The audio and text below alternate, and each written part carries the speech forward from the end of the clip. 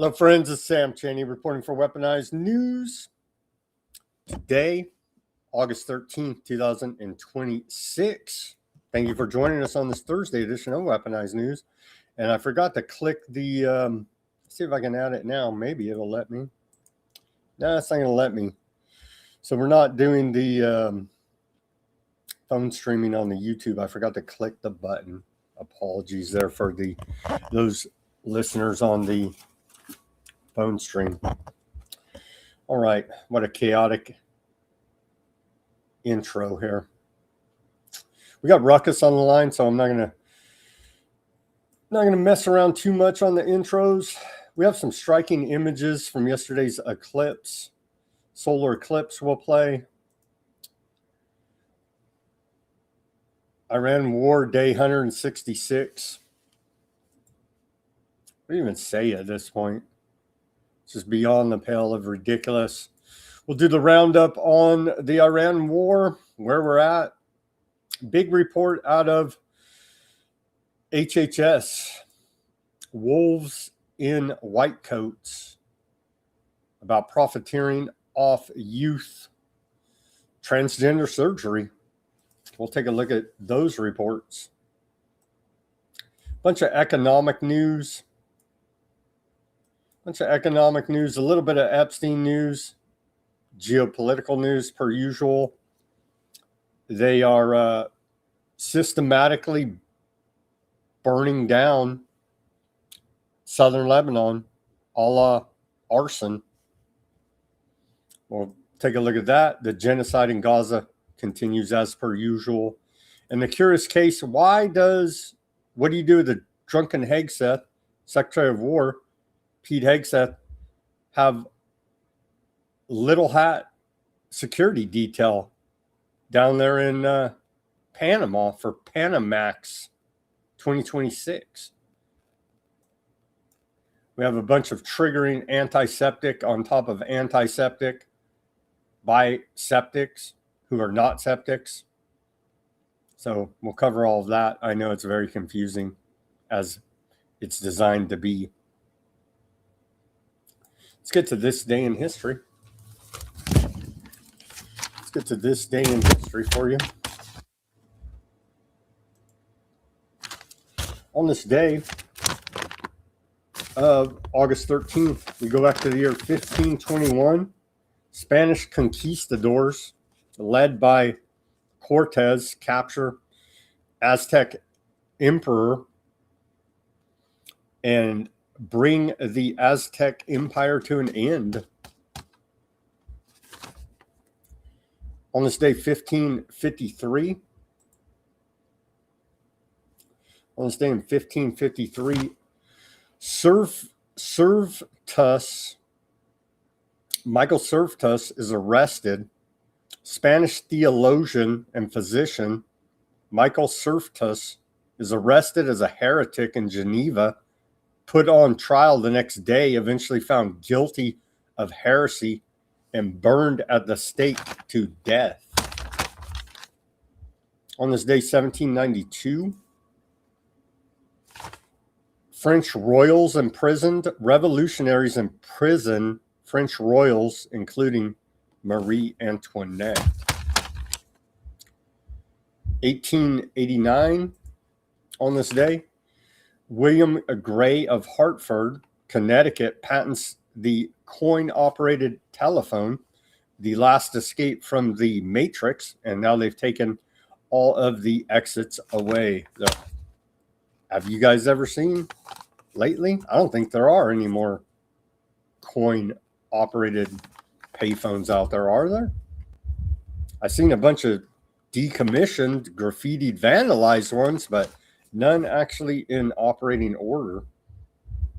1913, on this day, we saw the invention of stainless steel by Harry Barley of Sheffield, England. The very next year, 1914, we saw Carl Wickman begins Greyhound bus service, the first U.S. bus line in Minnesota. 1942, on this day, the Manhattan Project begins. The Manhattan Project commences under the direction of U.S. General Leslie Groves with the aim of developing an atomic bomb. And they kept that through compartmentalization, a project of some 100,000 odd participants, secret. But there's no government conspiracies at all. 1961, on this day, we saw the construction of the Berlin Wall begin in East Germany. And then on this day in our civil liberties history, we go back to 1917, activists protest post office censorship of anti-war publications.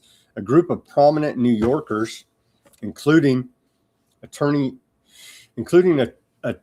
Bradley Field Malone, collector of the Port of New York, met over lunch on this day and agreed to send a representative to Washington to protest the exclusion of anti-war periodicals from the mail. This effort, along with others, failed to end the repressive policies of the post office. After the U.S. entered World War I on April 6, 1917, suppression of dissent by the administration of President Woodrow Wilson began almost immediately. Exclusion of anti-war publications from the mail by the post office was one of the most powerful instruments of repression. Two of the most important anti-war publications, The Masses and the Socialist Party's magazine, American Socialists, were barred from the mail on July 7th, 1917. Maybe it's good they don't actually declare war, because if they actually do, they'll declare a national state of emergency and you can forget about any of your civil liberties. And they'll probably throw Weaponized News ass in jail just for being anti-war.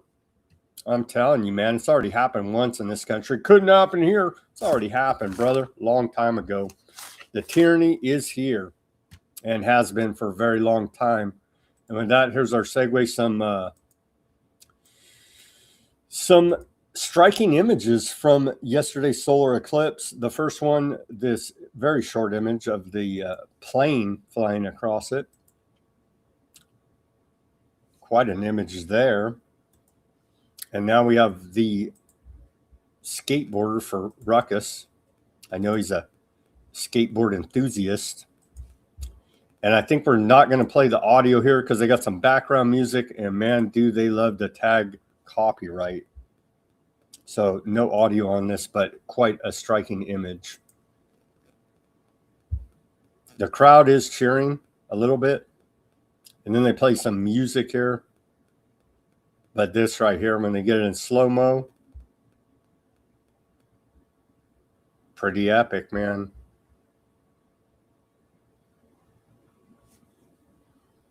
Pretty epic image there. And then I think do we have any more? There was another one with a climber, but I skipped that. And there's our segue to the Patriot games. It's giving off the vibe of Hunger Games. Trump seems enamored with young athletes. What's up? This is Pat McAfee live from the Patriot Games here in Geneva, Ohio, as we are celebrating the 250th year of the greatest country on earth and promoting high schoolers remaining fit and active. The president's here. Athletes are here. Scholarships are about to be given out. Let's have a night.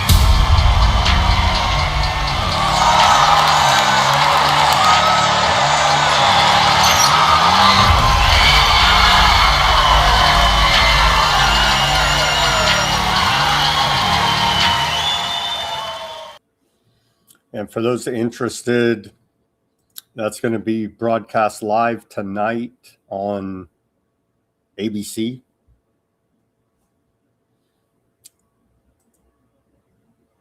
How you doing, Ruckus, this Thursday?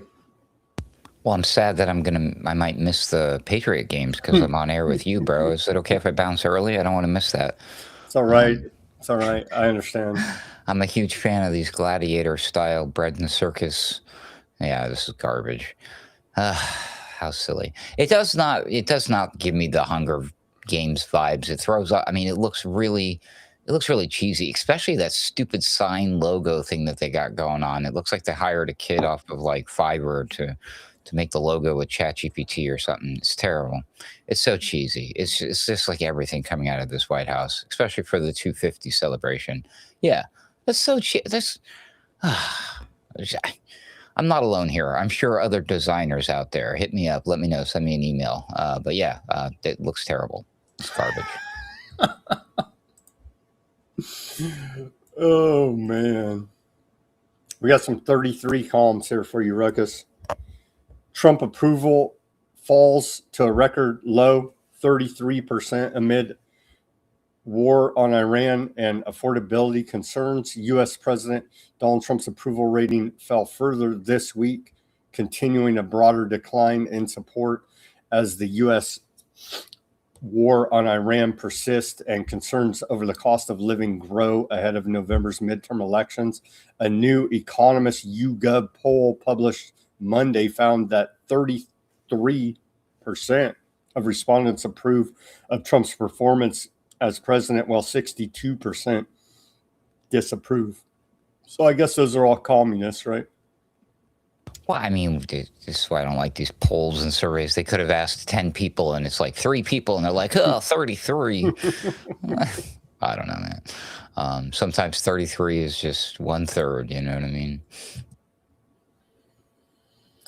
On to Iran war news. CENTCOM put out a new post earlier today. Launches first ever multinational attack drone task force. Very exciting. CENTCOM announced efforts to establish the first ever multi-domain, multinational attack drone task force.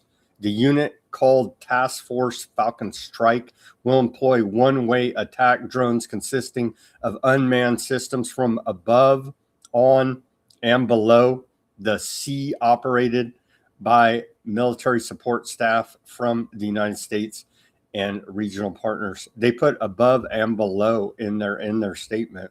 I appreciate that ode to Freemasonry there and other occult meanings.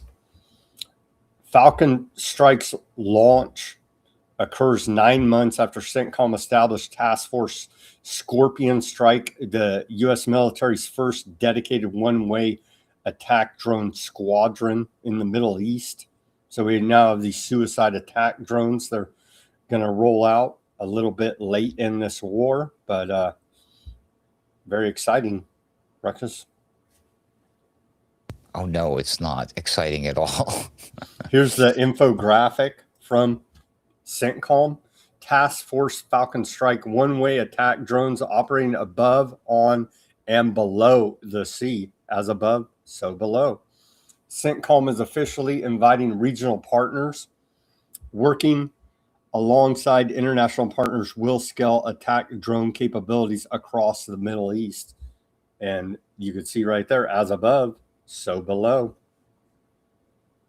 So these crafts that can fly can also skim along the water and also be submerged and pop in and out of. Boy, that sounds a lot like these UFO stories we've been hearing over the years. Just saying, you know, I'm sure there's just a coincidence, right? No, I think it's actually U.S. government hardware we're seeing, not extraterrestrials. Yes, let me just spell it out. Yes, a lot of these incidences from the past where they've seen these craft do these things where at the time when they saw them, that would be unheard of, could very well have been early testing of these drones that we just now accept as commonplace, normal things. But what do I know? I'm just a crazy conspiracy theorist, although not crazy enough to believe in aliens, I suppose, right? Iran war latest satellite imagery. Iran sources published high-resolution satellite imagery. They say documents 4 U.S. link sites destroyed in the UAE and Bahrain during the war. The claims have not yet been independently verified. Here's the claims by these damn Iranian terrorists who've been at war with for 47 years and who we've defeated 166 times already, but somehow they're still blowing up our bases all over UAE and Bahrain. Here's the alleged before and afters. Before, we added something there, and after, it looks like a hole in the ground. And you can see the before and afters, the before and after. Of course, they're dirty lying terrorists, so it could all be fake, but so is the Pentagon. So who knows in the fog of war at this point? Maybe 5 years from now, the Pentagon will tell us. Who even knows at that point if they'll ever be honest with what's really going on in this Iran war, ruckus. Well, luckily, it is incredibly time-consuming and difficult to fake videos and images these days. Oh, wait. No, it's not. What was it? There's a new, I forget even their name. I was seeing a little bit about it, that they can just rig up their software, that they can rig up without even, nobody can even detect it, rig up fake videos or alter videos. I just was looking into this and reported about it on Boiler Room the other day. So, and I already forgot the name of it. Talon. It might be called Talon. Don't quote me Something like on that. Yeah. But other than that, there's also this other weird technology that the military has been doing this for years, probably as early as the 1950s or whatever, where they can spoof the radar, so it'll look like something is on the radar and there's literally nothing there. It's crazy. So, yeah, it's looking bad. We're committing war crimes all over the place. U.S. infrastructure strikes have left Iranians in South Iran without livelihoods. U.S. strikes last month in southern Iran targeted civilian infrastructure, including fishing ports, bridges, telecommunications networks, power plants, hospitals, and transportation corridors.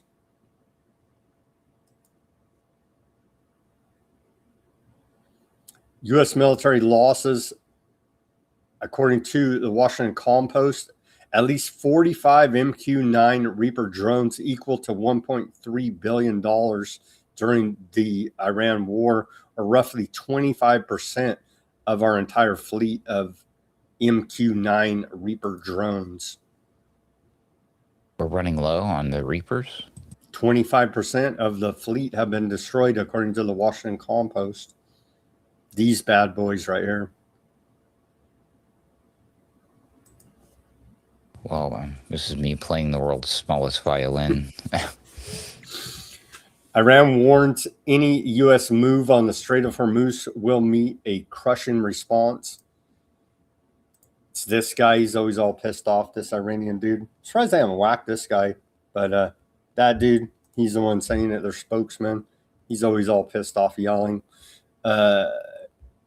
He said that Iran has dismissed American claims of, quote, normal tanker passage through the Strait of Hormuz as baseless, saying the Strait of Hormuz remains under the full control of Iran and no commercial vessel or tanker moves through it without the permission and oversight of Iran. Trump says we run the Strait of Hormuz with a wall of steel and our whole friggin' Navy over there. So I keep saying, Ruggles, both America and Iran have guns pointed at your face if you want to drive through there. It's a very rough neighborhood. Thank goodness we're in control, according to Trump. U.S. Central Command Admiral Cooper is pushing for a joint U.S. aardvark land attack on Iran's energy infrastructure, a move that would make aardvark land and regional power grids Iran's primary targets, as Iran warned per Aardvark Land Channel 13. Cooper told Aardvark Land commanders that striking Iran's gas, oil, and energy sites will, quote, change the rules of the game, and that Aardvark Land may be needed for joint strikes. Iran has already warned that any new U.S. attack will trigger retaliation against Gulf states and Aardvark Land energy infrastructure. A little tit for tat.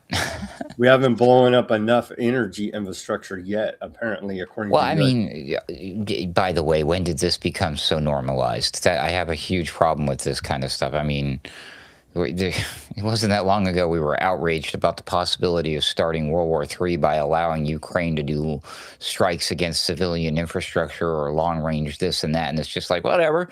We're gonna kill your society. We're gonna blow everybody to hell. We're gonna destroy your energy grid, and it's just like these are war crimes, people. What are you doing? They keep saying if we're going to piss off the civilian population to the point they overthrow their own government, and they love being bombed. I don't see how any of this works when it's actually they're still smart enough to point the finger at the guys actually bombing them. I don't know. Maybe just could be. Maybe there's a small chance that those people realize it's us who are doing it to them, and then they become quote unquote radicalized. And next thing you know, they're mad at us for no reason, of course, because we just love the people and We're we're peaceful liberating. nation. We're liberating them. Freedom bombs on their heads. Iran has shocked aardvark land defense officials by rebuilding its ballistic missile production faster than expected, with the IDF confirming Tehran is manufacturing massive numbers of missiles in creative ways within days, according to the Aardvark Post. Can we trust anything they say? No. Top aardvark land defense officials are now admitting that Iran has found creative ways to rebuild its missile threat, even as much of the country remains in ruins. Iran can return to manufacturing 100 to 300 missiles per month, restoring its arsenal pre-war levels by early 2027. Aardvark land struck 2,600 targets. The United States attacked Iran 30,000 times. Officials claim Iran's military industry was shattered. Within months, Tehran restored its arsenal and is now producing missiles faster than it fires them. Huh? This is another weird thing, thanks to Aardvark land, of course, during the Gaza stuff early on.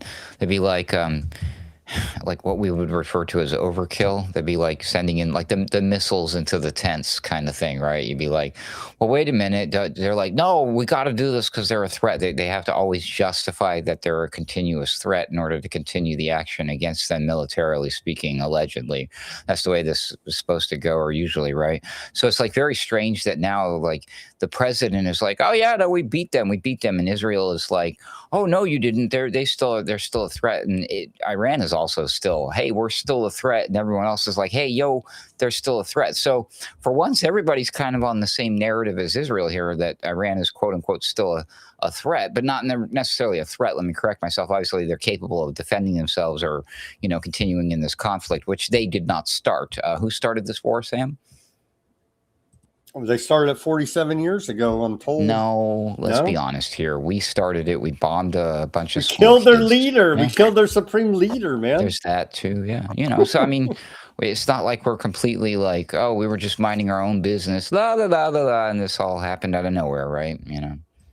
And they've been, and as we continue to report, and every U.S. administration, Shadow President Millet over there, Bibi Millet, has been trying to sell this idea. Nobody's bought it for the last 30 years, except for the Trump administration and Trump himself. On to this ridiculously stupid story, Ruckus. Aardvark land fed the CIA a fake Iranian assassination plot against Donald Trump to manipulate U.S. foreign policy and damage Trump's growing ties with Turkey, according to the Washington Post. CIA and had low confidence in the intelligence. U.S. officials believe Aardvark land fabricated the threat to push Trump to restart the war on Iran. The alleged plot was relayed during Trump's July 8th visit to Turkey, prompting an elaborate Secret Service operation where Trump was secretly flown to Britain. Aardvark land's warning was not about saving Trump's life. It was about shaping U.S. foreign policy. A former official said, quote, it fit a broader pattern of aardvarkland intelligence designed to influence presidential decision-making. Turkish officials believe the report was fabricated to derail Trump's Iran negotiations and block Turkey's F-35 acquisition. The United States was played, Turkey was locked down, and aardvarkland laughed their heads off. This is Why? wild. Why Trump doesn't listen to our own intelligence agencies? He listens to aardvark intelligence. So go be their president, buddy. Get the hell out of here already. It's stupid already. But does he though? I don't know. I can't prove that. You can't prove, like, does he, like, he gets directed? He's like, well, they told him, Ruckus, they told him before, and we reported extensively about it, that Iran's not an imminent nuclear threat. Don't attack them. There's no reason to. But Aardvark said attack them. They're imminent threat. He went with that assessment instead of our own. Well, okay. What I'm saying is I'm not 100% sure that he's given both assessments and then he gets to choose. For all we know, he's given Aardvark assessment, and they say that's our assessment. For all we know, yeah. Well, again, for all we know, but I just have a sneaky suspicion, just because the guy's doesn't seem to be all there anyways. That's another story. But I think that somewhere down there's a chain of command, somebody that he, quote unquote, trusts, provides him with information, and he just chooses not to question it because he can't be bothered with all this other fake news and nonsense. He lives. So I don't think he's presented with, like, okay, this is going on, but we say, you know, I don't think he's like, I think he's just fed information, to be honest with you. And I don't think he's like purposely saying, well, I only trust information coming from Israel. I don't give an F what my own intel, who I put in place, tells me. I think he's just not paying it. He's not getting the good stuff. That's all. That's what it's making it look like, is he's telling our own intel, F off, I'm the Aardvark intel man. And I think that's part of the plan. I think that this, I mean, look at what Israel just got caught doing. This is, don't pay attention to people's words, pay attention to their actions. And so if all of this is above board and Israel was caught with this is how they operate. So it's like, man, I'm like, how devious is this? I mean, how wonderful is our greatest ally for doing this? Because clearly this is for our own benefit. They're helping. We just don't. Yeah, they're helping. We don't even understand. 70 chess from BB. Wow. If you're an internet riddler, you'd understand. I'm not. I'm getting too old for this, I guess. Wow. Tehran says Hormuz is ours after Trump claims ownership of Strait. It's there. It is right off their coast. I don't know. Earlier today, Iran declared that the Strait of Hormuz is under Tehran's full control, responding to news claims by U.S. President Donald Trump that Western media reports alleging that Washington is running the strategic waterway. We're down to who runs the Strait of Hormuz. It was open free before we ever started the Iran war 166 days ago, Ruckus, and now we're fighting over. Jokes on all of you fools. I'm the one who runs the Strait of Hormuz. So there. What are you going to do about it? What are they called? The Persian Gulf Authority. That's Iran's outfit. What are they? Persian Gulf Strait Authority, the PGSA. They're the one. They're Iran claiming they're running the place. So that's the big fight now. Who runs the Strait of Hormuz with little traffic going through there? And it's this war dragging on, which we're supposed to win in 2 weeks to flatten Iran. It turns out that's not going to happen. Is causing some mental health crisis there for our Navy. U.S. Navy faces mounting mental health crisis amid extended deployment. Multiple sailors aboard the USS Abraham Lincoln have attempted suicide during a grueling 250-day Middle East deployment, and marked by supply shortages, exhaustion, and open-ended combat operations. Here's some more about that. U.S. sailors tried to jump overboard as hungry all time in government experiment to see how far they can push us. Iran War Service members. Here's a little report out of fake news CNN. where they're claiming, some of the sailors are claiming this is an experiment to see on the sailors. Government would never experiment on the military. We know that. They don't have any history of ever doing that. Experiment the government is doing to see how far they can push sailors may very well be true. Let's watch a little bit of this short report out of fake news CNN. Aboard the USS Abraham Lincoln have tried to jump overboard amid poor conditions and mental stress on the ship. This is according to new reporting from the Military Times, which spoke to the wife of one of those sailors, who says she's spoken to her husband only a handful of times since he tried to jump. He is now on a medical hold. The Military Times is also reporting severe food shortages on board and that sailors are running out of just basic needs: toothpaste, deodorant, soap. This crew has been at sea for 9 months amid Trump's war in Iran.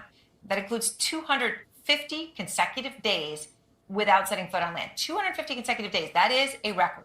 Out front now, Natalie Olivero. She is the Military Times. Well, we broke a record, man. This is awesome. Go America. Here is Secretary of War Pete Hegseth's response to these reports. Is he essentially calling these sailors' families liars? Completely misrepresented. Listen, we make sure that every ship, every crew, every captain has everything we can provide them at every single moment. Some deployments are longer than others, and I have more respect and gratitude for those sailors than anybody. What they do in those high seas and those austere conditions with less port calls, it's incredible. I mean, Americans don't understand what it's like to do that. So as someone who's not been on a ship like that, but been on long deployments, I feel it. I want them home as soon as everybody else do. I want folks rotated as quickly as possible. I want the best for them. My commanders know that. Our service secretaries know that. The president expects that. And so to that crew and to all those crews, we're going to do everything we can for you. And we are so grateful for their dedication of that crew. I feel really bad for that guy. Things are not going to go well for him ultimately after all this is said and done. The military people are not going to forget this, Pete. I know you pretend to be one of them, but I promise you, you're probably going to be on the receiving end of that expression you love to use so much. The one with the 4 letters, starts with an F and ends in an O. There you go. F around to find out. Yeah. They're doing a lot of effing around right now. I know a lot of military people, and I know sailors, and yeah, he's probably going to really regret that he said this stuff one day. He's going to probably get popped in the mouth or something from a Marine or something bad is going to happen to this. I'm just predicting. I'm not saying that should happen. I'm also saying that it shouldn't happen. But I hear you. It may very well. It may very well. All right.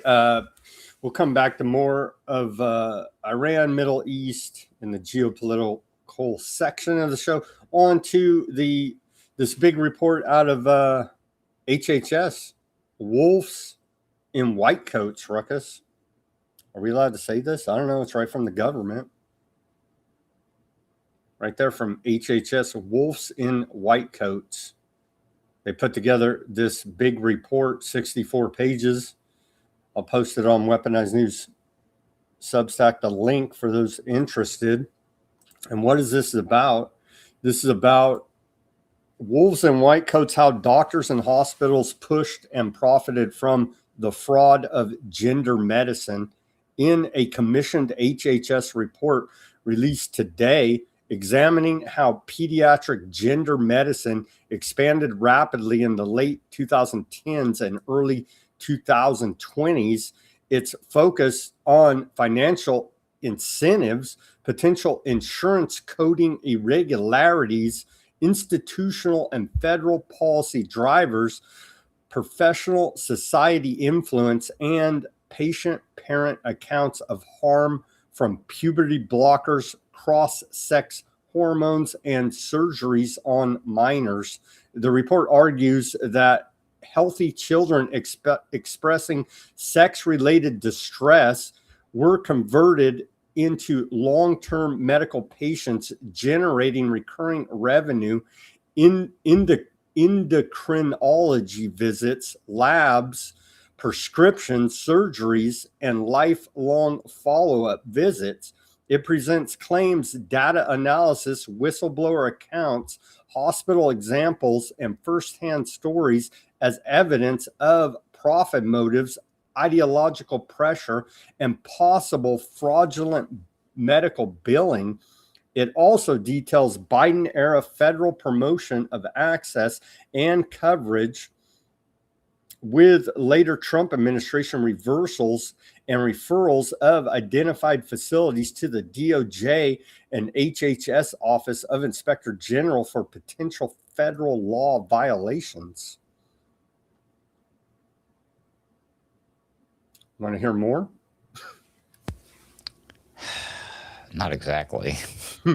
Top 10 points I pulled out of this 64-page report. Rapid institutional expansion. More than 225 hospitals and health systems established pediatric gender programs, turning episodic pediatric care into long-term revenue streams via hormone blockers, hormones, monitoring, and surgeries. Scale of billed charges. Analysts cite roughly $120 million in hospital clinical billings for sex rejecting interventions involving minors, including thousands of surgical procedures and hormone blocker prescriptions in recent years, with individual institutions such as Mount Sinai and Boston Children's Hospitals showing multi-million-dollar volumes in sampled periods.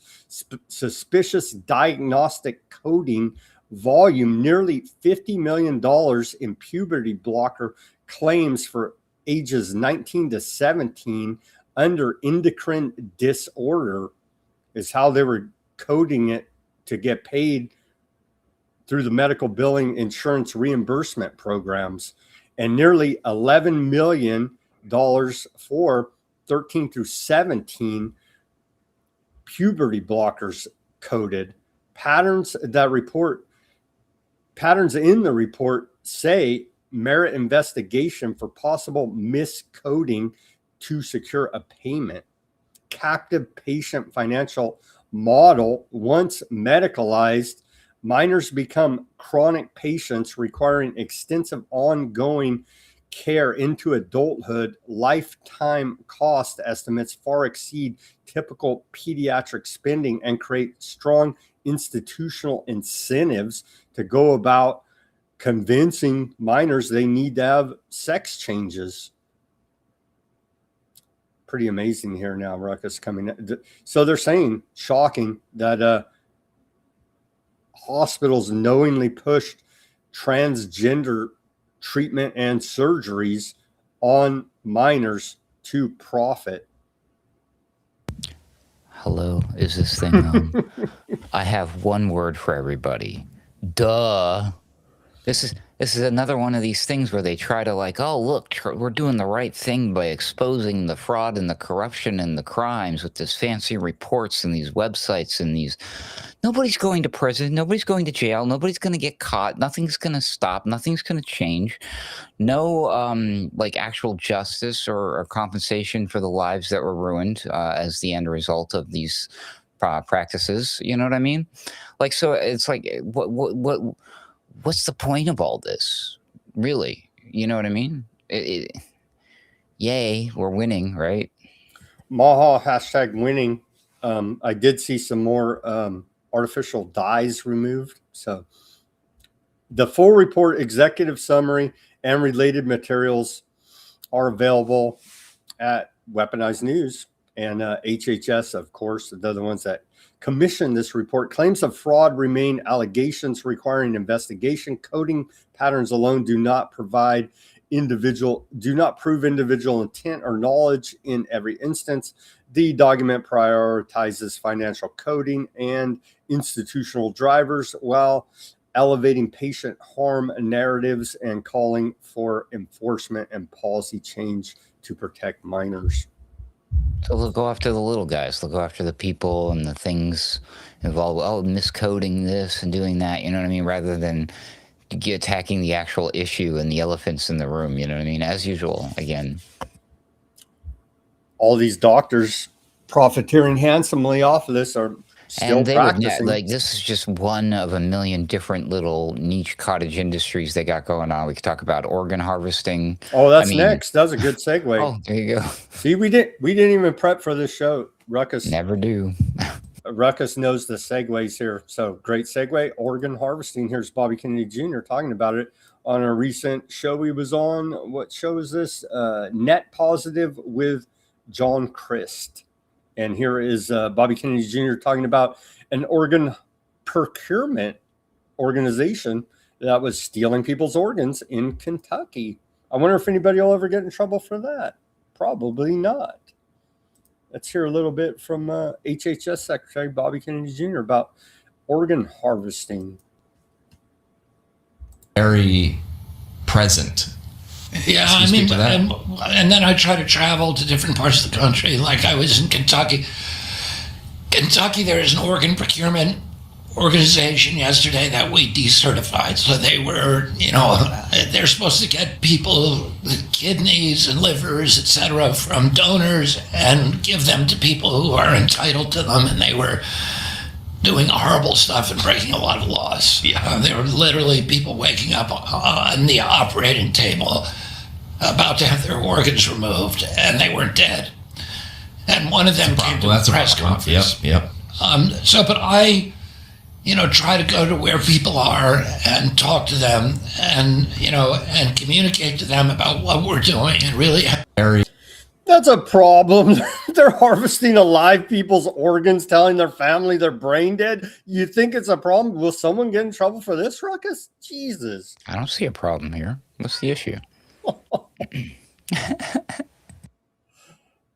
You don't, and all the Democrats, left wingers, they love to push Medicare for all. And I keep saying, you guys are missing a boat. You don't want anything from this Rockefeller medicine system unless it's emergency trauma care that is going to save your life from a car wreck or some horrific event. Everything else, you don't want nothing from these guys.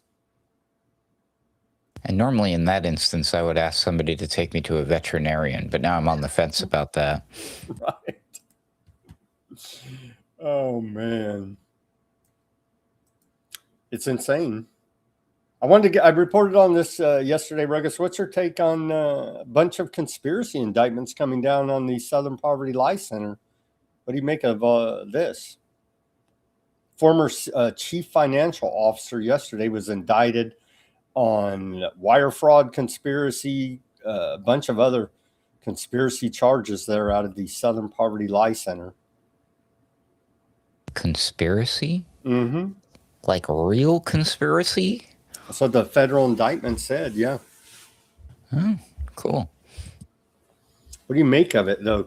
I don't know. Can we get a race war going in this country? Or well, they sure keep trying now, don't they? I don't know about that. Very skeptical that would ever be a real thing. Hopefully. I don't think so, no. Southern Poverty Law Center fought the Ku Klux Klan racism by funding the Ku Klux Klan. Yeah, we know. They're cool like that. Well, okay, now there are some interesting and frightening flashpoints taking place, and it is kind of related to racism in a way, but the Islamic invasion talking point coming from the Laura Loomites. And from the Fox whatnot. Newsers, yeah. Yeah. It's ultimately, I think I mentioned this on Sunday Wire this week with Patrick Henningsen, this last weekend. But like that's a lot of the driving force about why people will blindly support aardvark land and as the greatest ally. They don't really believe in anything, but they're deeply they're scared of Muslims. It's like this. And it's an age thing too. I've noticed it. So it can't be denied. And these little psychological hooks are definitely always exploited and reused over and over again and amplified and accelerated. So it can't be ignored. We see a lot of that. And you see a lot of the players who are involved in that turn out to be very shady folks, like the ones who are like rallying against these types of things. You know what I mean? It's like, well, wait a minute. Very strange. Here's the infographic posted by Cash Patel, director of the FBI, who, side note, won the gold medal at the Winter Olympics for Haven't Epstein heard him in the cover-ups. news a lot lately, by the way. Well, here he is posting. Here he is posting about oh my God, Southern Poverty the Law Center. ChatGPT AI slop flyer. You got to be kidding. FBI and DOJ indict the Southern Poverty Law Center for fraud, false statements, and money laundering conspiracy. Ruckus, right there. Between 2014 and 2023, the Southern Poverty Law Center, Lie Center, secretly funneled more than $4 million in donated funds to individuals associated with violent extremist groups. The Southern Poverty Lie Center is manufacturing racism to justify its existence. Head cover-up man, Attorney General Todd Blanche says the Southern Poverty Law Center allegedly engaged in a massive fraud operation to deceive their donors, enrich themselves, and hide their deceptive operations from the public. Cash Patel quoted himself in the meme. I don't think he made this, but they put his quote in there. The indictment: a grand jury in Montgomery, Alabama, has indicted the Southern Poverty Lie Center on 11 counts, 6 counts of wire fraud, 4 counts of false statements to federally insured bank, and 1 count of conspiracy to commit concealment money laundering. A conviction will result in the forfeiture of financial gains from alleged illegal activities. And you can see right there all the fun groups: the KKK, United Klans of America, Unite the Right, National Alliance, National Socialist Movement, Aryan Nations Affiliated Sadistic Souls, Motorcycle Club, National Socialist Party of America, American Nazi Party, and American Front. And so can I recruit you to join any of those clubs, Ruckus? I belong to all of them, Sam. I got the multi-pass. Remember multi-pass from Fifth Element? Yeah. Do you see all their Can we get all these patches on our jacket? Right. Jeez. Remember that look, by the way. Like, you'll see a lot of small business owners. Shame on you. People will just ask their ChatGPT to make these little advertisement flyer poster things, and they always look like that. It's disgusting. I hate it. It's very interesting that they want to pretend like they're all like, ooh, yeah, we're law and order and we're crimes, and look at all the shady things they're doing and the corruption and the EU. And it's like, but y'all are doing the exact same thing right now. So are we going to see one of these posted by the next president, whoever it's going to be, AOC or Gavin Newsom or Mike Obama? Who knows? We will. It says at the bottom there, no organization is above the law. No fraud will go unchecked. No one is above accountability. And then what, in parentheses, it says except us? Except the government. Oh, and then a little asterisk that says plus, Aardvark land people, Well, that's without saying God's chosen people are above the law. I mean, come on. Well, yeah, there's some very special laws they're above too, but we're not. Just anyways, I'm not going there. This came out. People are still digging through the Epstein files that we have access to. Somebody posted this today. It's making the rounds.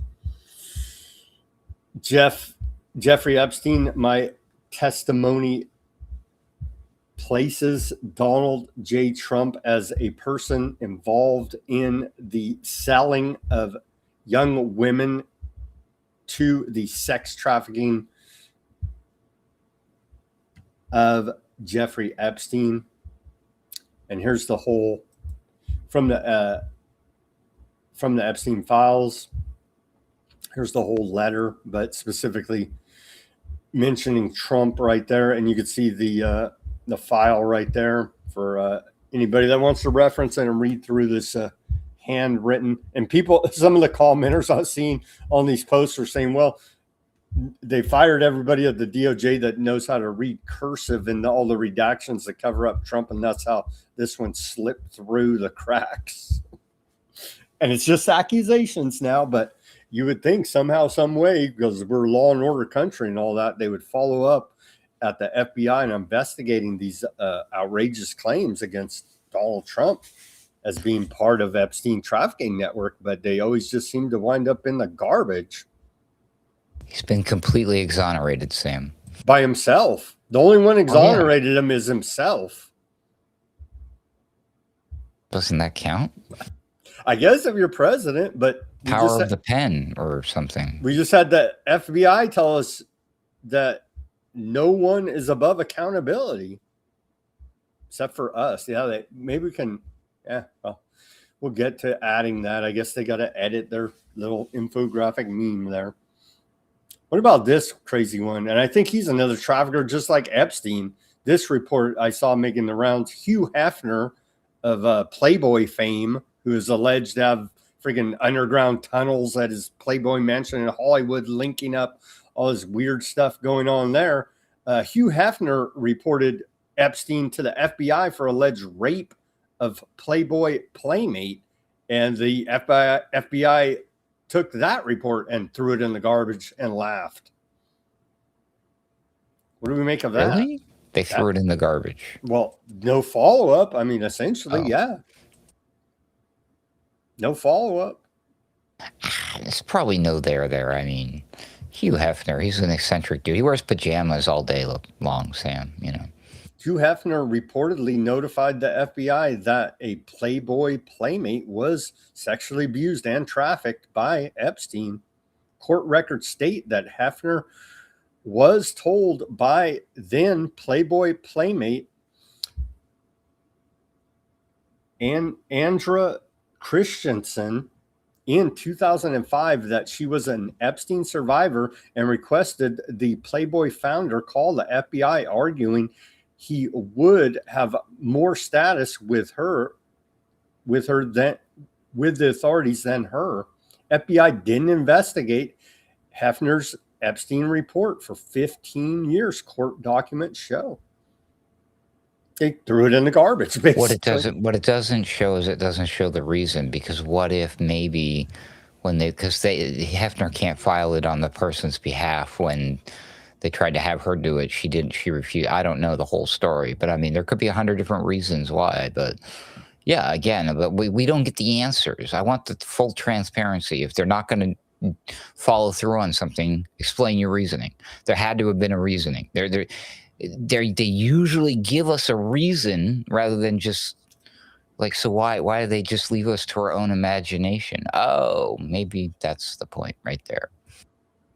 Is that the point? That's what I think is the biggest psyop about all of this, is that they're purposely doing a lot of things and making themselves look incompetent. And I think they want us all over the place jumping to conclusions rather than actually just being straightforward with us. It serves their purposes so much better. In a legal complaint filed by 34 Epstein survivors against the United States, filed in the Southern District of Florida, Christensen's abuse claims are detailed. The complaint was reported by the Miami Herald. And then they go on to say the FBI moved to dismiss lawsuit from Epstein survivors. The FBI is trying to dismiss the case filed by 34 Epstein survivors, arguing they were too late to file since the cases were between 1996 and 2017. Oh, that's terrible what happened to you, but you're 24 hours late on reporting it. Whatever, So you're probably a lying crap anyways, Get out of here. Something is seriously broken with all of this justice, quote unquote, right? Nobody's above the law, Ruckus. Yeah. Wow. Are you sure about that? Because it's from where I'm sitting, it looks not that's not a true statement there, Sam. That's what Trump and the DOJ consistently say. Well, they won't listen to me. Maybe you can file a complaint on my behalf, right? They'll trust you more than me. Trump's DOJ could be held in contempt over unredacted Epstein files. Judge says it's not a threat, it's a promise. We'll see here now. A federal judge suggested that government lawyers could be held in contempt of court after he repeatedly pressed the Department of Justice to explain redactions in a tranche of challenged documents from investigations into Epstein. In June, Washington, D.C. District Judge Emmett Sullivan sided with journalist Katie Fang after she filed a lawsuit against Attorney General Todd Blanche, accusing Trump administration of violating the Epstein Files Transparency Act. Justice Department lawyers have recently delayed or rebuffed the judge's orders, culminating in a frustrating court hearing today in which an exacerbated but reluctant Sullivan floated the possibility of contempt proceedings against DOJ attorneys. Just more talk, right? It's all the government. But such strong language. I mean, like, I'm confident we're going to see justice now because they suggested that there's a slight possibility that they might consider the slight possibility that they could maybe possibly hold them in contempt. So winning, everything's all good, folks. There's a good chance. There's a strong slight possibility, strong chance that, yeah, no, I'm not convinced. How ridiculous. Why isn't he holding? They're breaking the law. Why do they open it with like they suggested that maybe? I'm like, what the hell? The Department of Justice is breaking the law right now. The Epstein Files Transparency Act. They're violating this judge's order. Why doesn't he find them in contempt right there today at the hearing instead of just more rah, rah, rah, rah, rah, you know? Sullivan has asked the Justice Department to provide additional proof to continue withholding the files despite the judge's previous orders.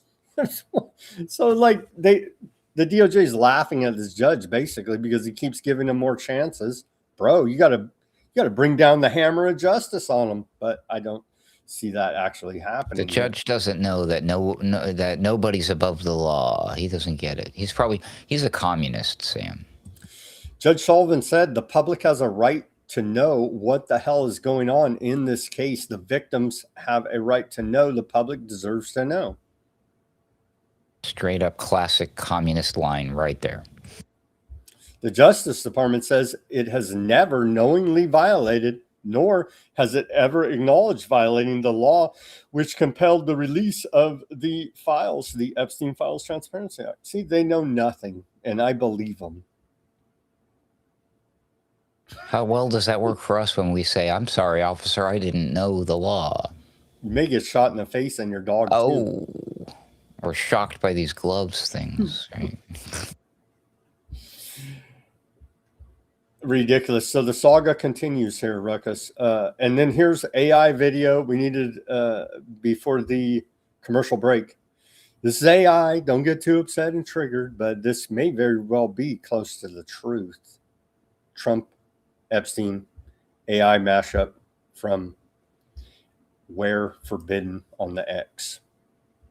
And trigger warning, there is some F words in this, by the way, for those sensitive sensibilities out there in the audience. And notice the pizza references, Trump wearing the pizza shirt.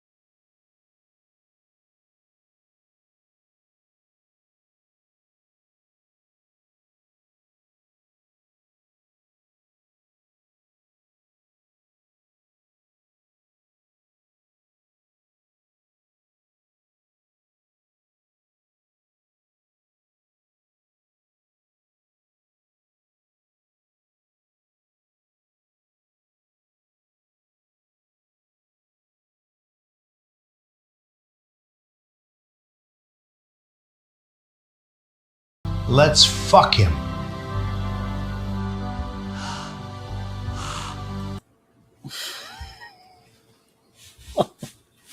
I had to play it, Ruckus. Did you notice that there was parts of that where Jeffrey Epstein looked like Scott Bakula?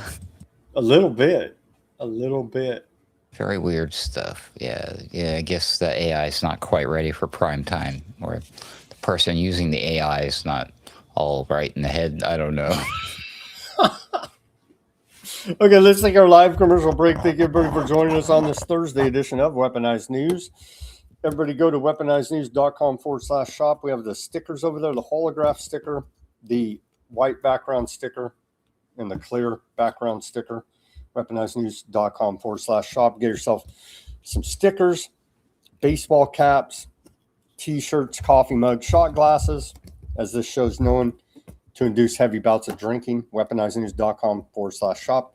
Go patron the store over there. Check out some of our items. We'd appreciate that. We take donations as well. Buy me a coffee, Bitcoin wallet address, Cash App links all in the description below this video. Become a paid subscriber of Weaponized News Substack. Nothing behind a paywall. We're streaming there live now. You'll get the full show, summary of the show, links to almost everything we talk about for documentation and further research purposes. Weaponized News Substack. It's all free. Become a paid subscriber. Help support this broadcast. Broadcasting 5 days a week, Monday through Friday, 5 p.m. Pacific, 8 Eastern Time. Weaponized News Substack. Become a free subscriber. Give us the like, share, subscribe, push that notification button. We just blasted through an hour of hardcore news for you. Go ahead and plug away, Ruckus. Okie dokie. Head on over to alternatecurrentradio.com to check out what me and my friends and my colleagues got going on over there. That's where you find the Boiler Room and Sunday Wire reposts of Sunday Wire, of course, but also we repost our buddies do the Mystical American Patriot Society. We've also got the Odd Man Out podcast, and then you'll find my episodes of the Daily Ruckus, which should be returning soon, as well as everything else that I do, including the Roundabout Ruckus stuff. There's the most recent Boiler Room, most recent Sunday Wire. There's the Odd Man Out podcast. I do highly recommend that you check out those podcasts in case you have not ever. You'll be pleasantly surprised, in particular, Mystical American Patriot Society and the Odd Man Out podcast, because I'm presuming you're already familiar with the other two, Boiler Room and Sunday Wire. We've also got some music going on. We do that every once in a while, usually on Saturday nights. So learn more about that at alternatecurrentradio.com. You also find a link to my X account and ways you can reach out to me if you're looking for a word slinger, help with your website, wrestling your AI for work purposes, or you need some writing, editing, business consultations, that kind of thing. That's what the word slinger does. That's me. Thanks a lot, Sam. Right there. Hit them up on the X at AC_wordslinger. Hit me up on the X at Weaponized News right there. Very easy to find for you. Well, thank you for your commercial message there, Ruckus. Welcome back to the second half of Weaponized News on this Thursday, August 13th, 2026 edition. We're going to get into the economic section of the show. It's very great economic news in the golden age. The U.S. government officially posts its largest July budget deficit in the history of this country at a negative $432 billion due to an acceleration in federal spending. Interest on the U.S. debt rose to $26 billion from last July's levels to an alarming $118 billion for the month of July. Hashtag winning, hashtag the golden age. This puts total interest expense for fiscal year 2026 up to $1.17 trillion in fiscal year 2026. Boom. As a result, interest expense has officially surpassed both national war funding and Medicare spending. So the bankers are happy. The rest of us are screwed. As per usual, we love the private Federal Reserve central banking cartel. I don't know what we do without them. Maybe have peace in this world, Ruckus. Just saying. But the Dow. The Dow's been well over 50,000 and still no prosecution of Epstein co-conspirators. So that seems to have just been a head fake by old Blondie Bondy.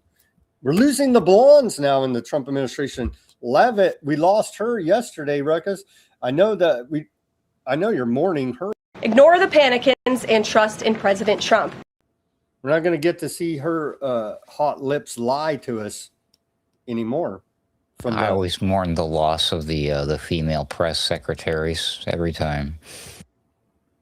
So no more Blondie Bondi. She left a while back, and now yesterday, no more lies from Levitt. Maybe we'll get that robot-looking, allegedly Maha mother who's still pro-miracle. She wanted you to know, but looks like some kind of android. She's not. Yeah, stop. Okay, so great economic news coming out here. I'm concerned that he might try to put in somebody like the lady he's always surrounded by, the Amazon Harp. What's her name? Natalie Harp or whatever. She's like his communication. She's like very close to him. The blonde broad, yeah. Another blonde who runs his True Social or something. I can't forget. I can't remember. Yeah, I know who you're talking about. Maybe, but it seems like she's more effective with propaganda on the social medias. Oh, AI's good enough to copy her by now. She's probably trained in an AI version of herself by now, right? May very well be, or they'll just quit having press conferences altogether. The most transparent administration in history. Well, now you're on to something there, Hey, Trump, get on it. Here's some exciting economic news.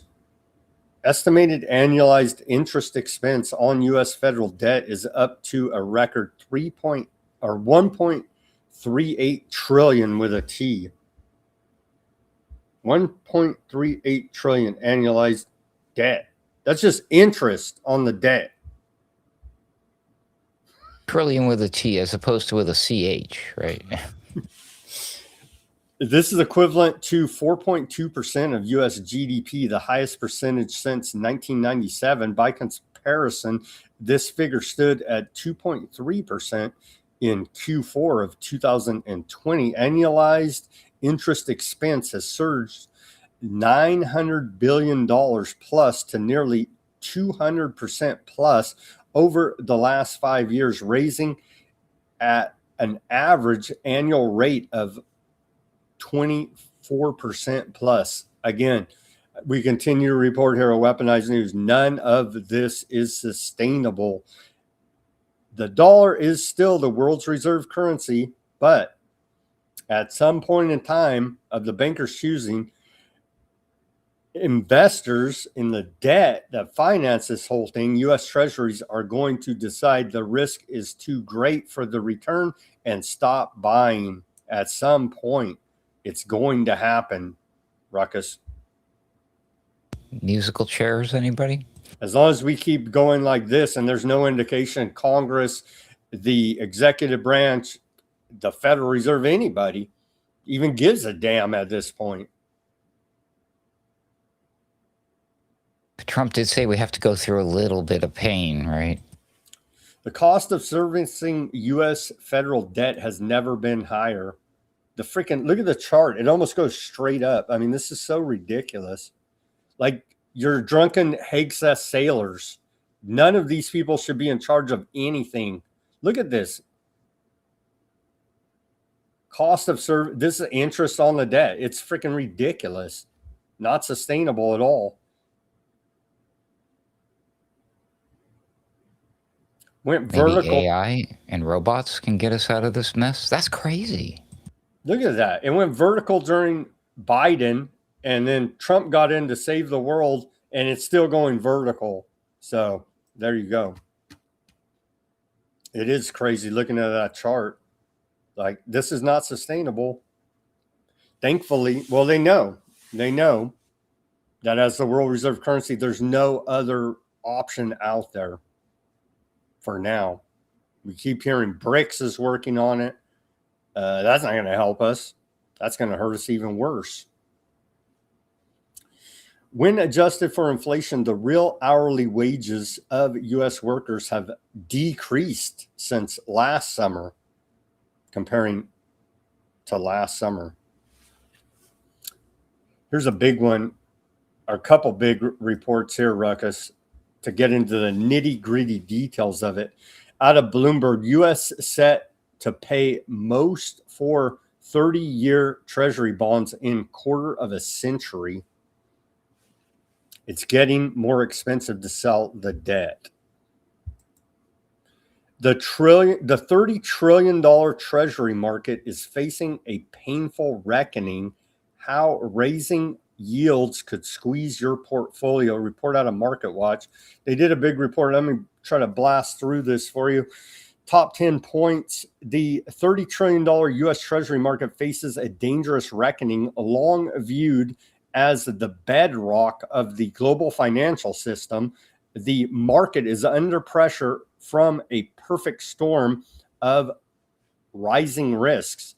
Bond market professionals warn the effects can hit portfolios whether or not investors directly hold U.S. Treasuries.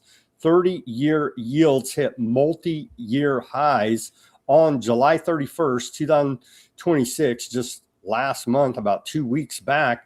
A 30-year Treasury yield reached 5.281%, the highest level since the summer of 2007. Yields have stayed near that level, including a near ratest shortly before the article was written.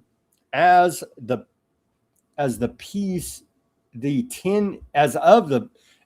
article was written today, the 10-year yield was around 4.65%, and the 2-year yield was 4.18%. Iran war and energy prices acted as a catalyst. Before the Iran war, the Treasury outlook looked more benign.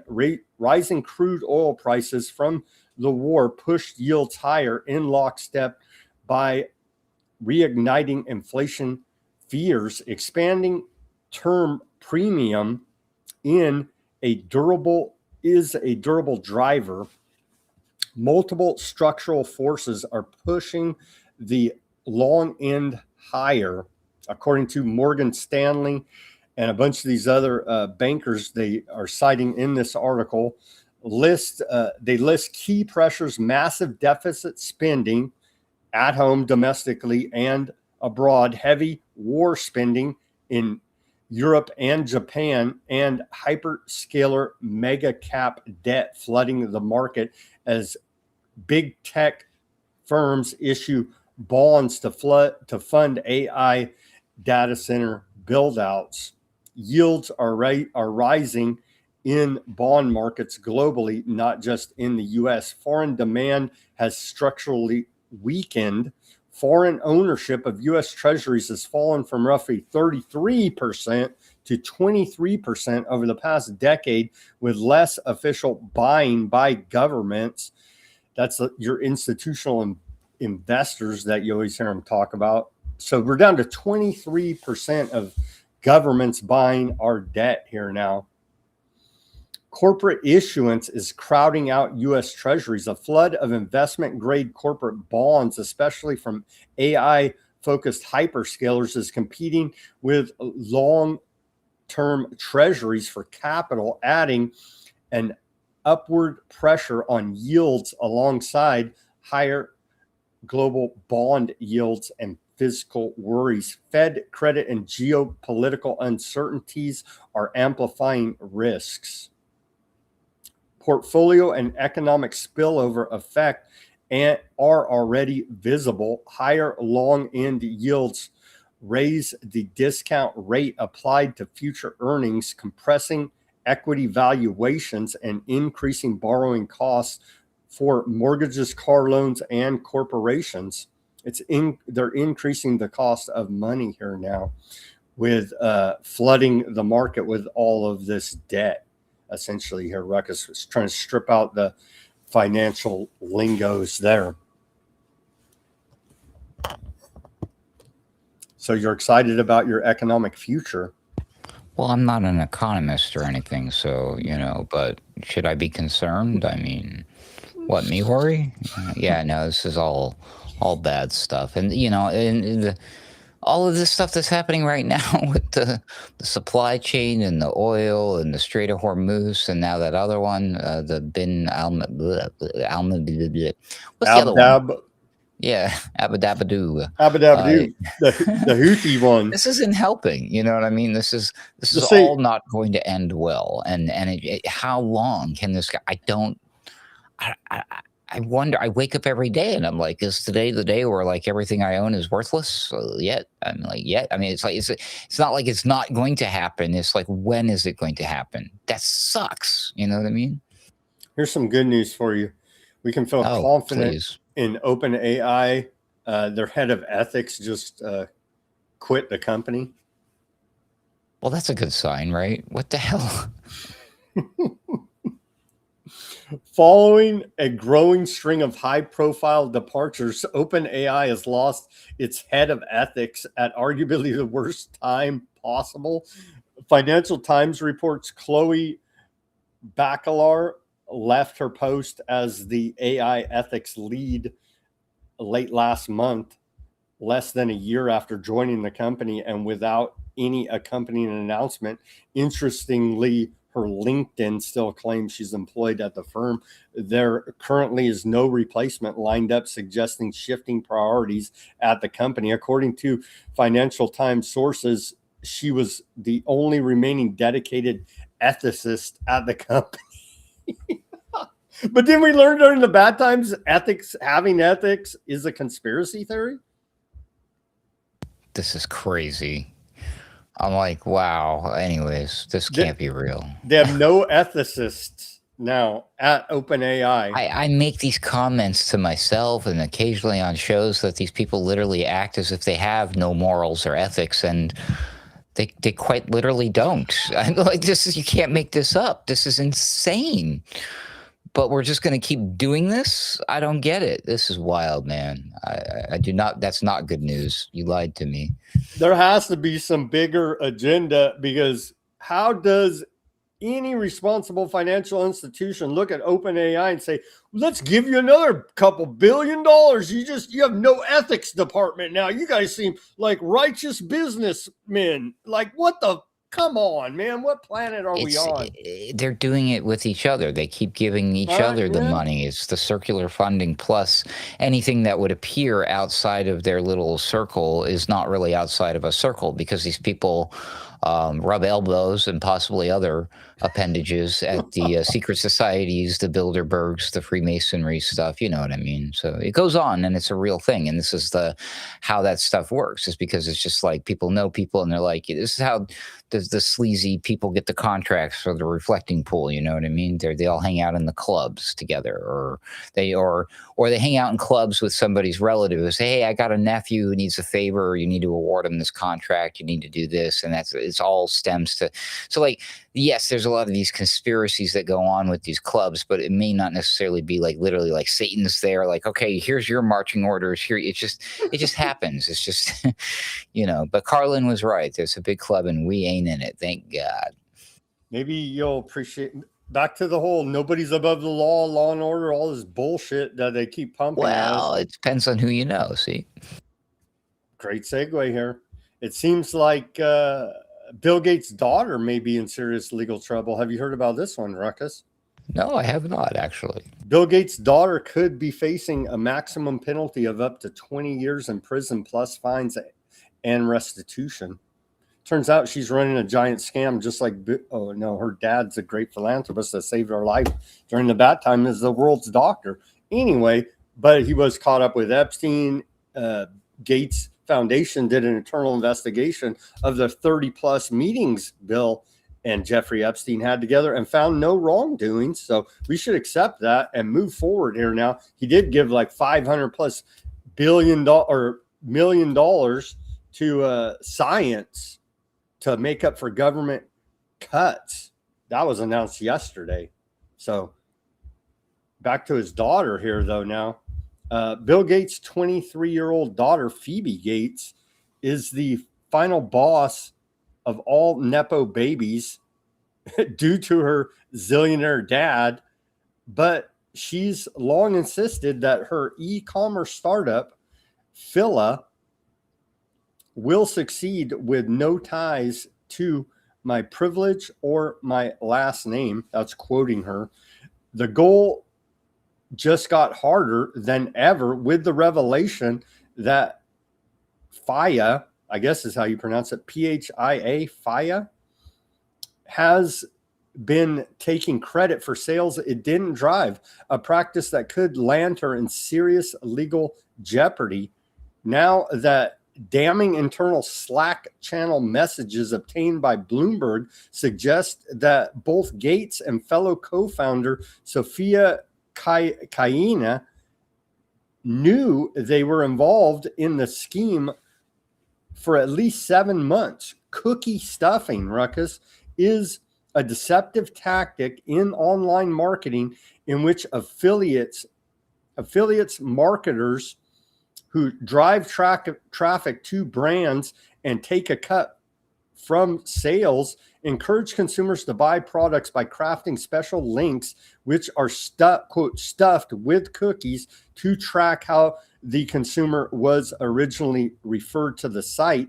These affiliates then claim commissions for sales they never drove, something that's typically treated as federal wire fraud in U.S. courts, as corporate attorneys pointed out to Bloomberg upon reporting of these wrongdoings by Phoebe Gates. Which outlet reported this? This is this is Futurism reporting on a Bloomberg report. Okay, I was like, who wrote this article? That's a great open. The final boss of Nepo babies. Okay, I could see either Futurism or The Wired, maybe Wired. But yeah, that makes sense. That's a good one. Good article. Interesting stuff. Let me get to the rest of it here. Oh, okay. Yeah. Okay. The precedent. Where's all this coming from? There's a precedent. A top eBay affiliate run by tech founder Sean Hogan was sued by the online auction site in 2008 for defrauding it and its affiliates in a cookie stuffing scheme. In 2014, Hogan was sentenced to 5 months in federal prison after being found to have defrauded eBay for an alleged $28 million in marketing fees. How dare he? FIA is a personal shopping assistant browser extension which is designed to lead users to the best deals for clothes and fashion accessories. When a shopper uses the extension to buy something, FIA earns a commission from the retailer. However, a Bloomberg report on July 9th found that FIA was also found to have claimed commissions on sales that never involved its products. The extension was found to open a background tab and drop into its own cookies when users made a sale, when even overriding legitimate referrals. They're taking credit for referrals they didn't make and pushing out legitimate referrers. They stole it from other people then. That's basically crazy. Yeah. They're stealing other people's referrals. This is pretty damning stuff if true, but I mean, very interesting. And it's one of these strange, like white collar type crimes. I don't know what you would call this. It's like, we don't really hear about very often. And somebody in her position, why would this shouldn't be a thing? Like I think something happened. I think Bill has lost favor with somebody over something, and this is some sort of punishment or message. Just my spidey sense tingling in my own tinfoil hat. He put a lot of heat out with the Epstein stuff. You know what I mean? You never know. He brought a lot of heat down. This seems like a punishment to me. He brought a lot of heat down with that whole debacle on his whole foundation, everybody involved there. It may very well be, may very well be that this is a little bit of get back for being so loose with his Epstein ties. Also, it could just serve as a fun distraction. Who knows? What was her name? Possibility. Phoebe Gates. Phoebe Gates. She's 23. There's always the 23 thing. Yeah, I'll follow this story. It's kind of semi-interesting because of the cookie stuffing thing going on. But yeah, we'll see what happens with this story, if it gets to be a big deal or not. But yeah, right out of the gate, something fishy going on here. Definitely something fishy. They say eBay is very familiar with the kind of cookie stuffing fraud she has allegedly been engaged in. It worked directly with the FBI to build a case against Sean Hogan, and they convicted him, right?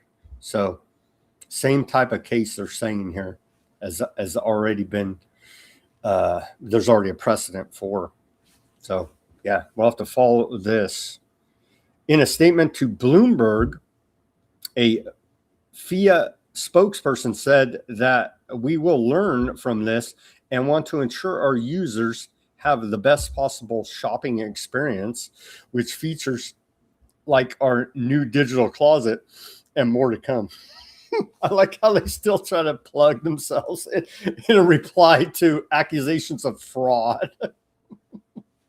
They took a lesson from Trump on that.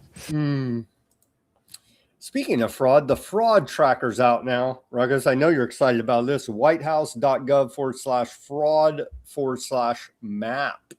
This is very exciting out of the White House. And here's the website, actually. Fraud tracker right here. An agency crushing fraud in your direct vicinity. So should we call them on Bill Gates' daughter? The calls are coming from inside the house.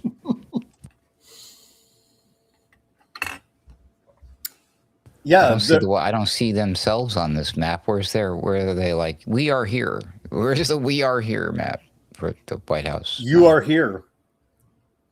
They say all these government agencies are cracking down on fraud, but they're the one. Yeah, the call's coming from inside the house, as you said. So they put out this nice little map here. HHS, USDA, Department of Labor, Small Business Administration, Department of Education, Veterans Administration, HUD, Department of Homeland Security. They should actually all resign. It's unconstitutional. So yeah, let's just click on one of these. Let's do the Department of Education. There you go. Cracking down on the fraud there. They claim they uncovered $2 billion in fraud. They stopped $1.7 billion and enforced $35 million in fraud. And you can go through these different agencies and sort through all the alleged fraud that they've uncovered here now. Do they have the National Design Studio on there? Oh, whoops. No, that's the guys that are creating all of these .gov websites for the Trump administration. They would not be part of this. Y'all should do a deep dive into them. They're great American patriots, Ruckus. No, right? They're very dangerous people. There's one lady. Who's that lady with the red hair, came up out of nowhere, got really popular. People accuse her of being a Fed or something, but I don't think so. No, it's Drea, somebody. She's a YouTuber. You know who I'm talking about. She's been doing some good work into exposing the National Design Studio, and I agree with what she says, that a lot more people need to be talking about that thing. But yeah, so do your own research on that. That's why I threw it out there. But definitely, possibly, some fraud and other nefarious things going on there. Again, that's the National Design Studio. Have fun. How can we take them seriously when Howard Lutnick's our Commerce Secretary? Here's Howard Lutnick posting today. Let's play the video.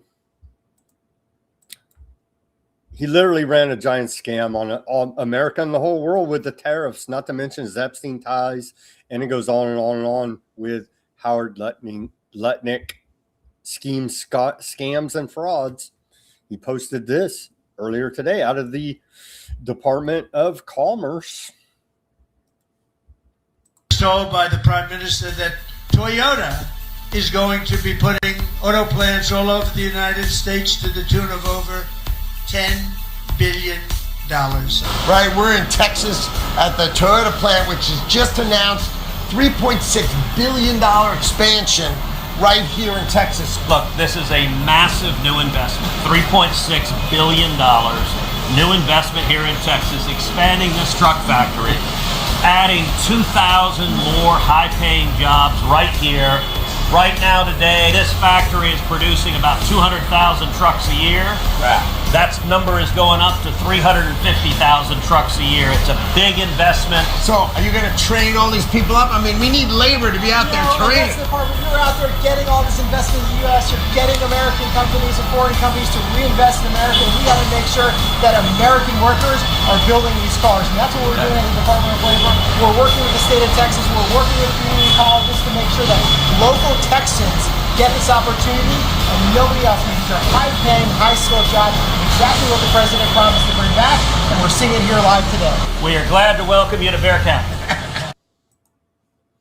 Well, just call me skeptical, but I don't trust Howard Lutnick or Ted Cruz or this other dude with them. Well, that's because you're a communist. I'm glad we got that. You're probably a leftist. I have it on good authority. You do live in California, and statistically speaking, that can only mean one thing, right? Yeah. Just so I can correct myself, it's the Dre dossier that I was recommending or talking about earlier. So you may have seen this lady out there. She does good work, I think. But yeah, there you go. Yeah, these people are ridiculous. Howard Lutnick, the problem with him is you can't say his name too quickly, like multiple times, like 3 or 4 or 5 times fast, because ultimately you wind up saying something dirty. You might switch to L in the end by mistake. We do it all the time. And it's not because we're trolling the guy or anything. Wink, wink. Sorry about that. Lutnick, sorry.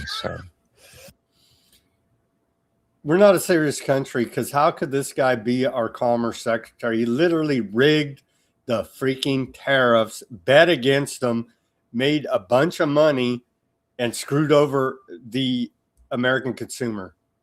Like, seriously, just that alone is enough.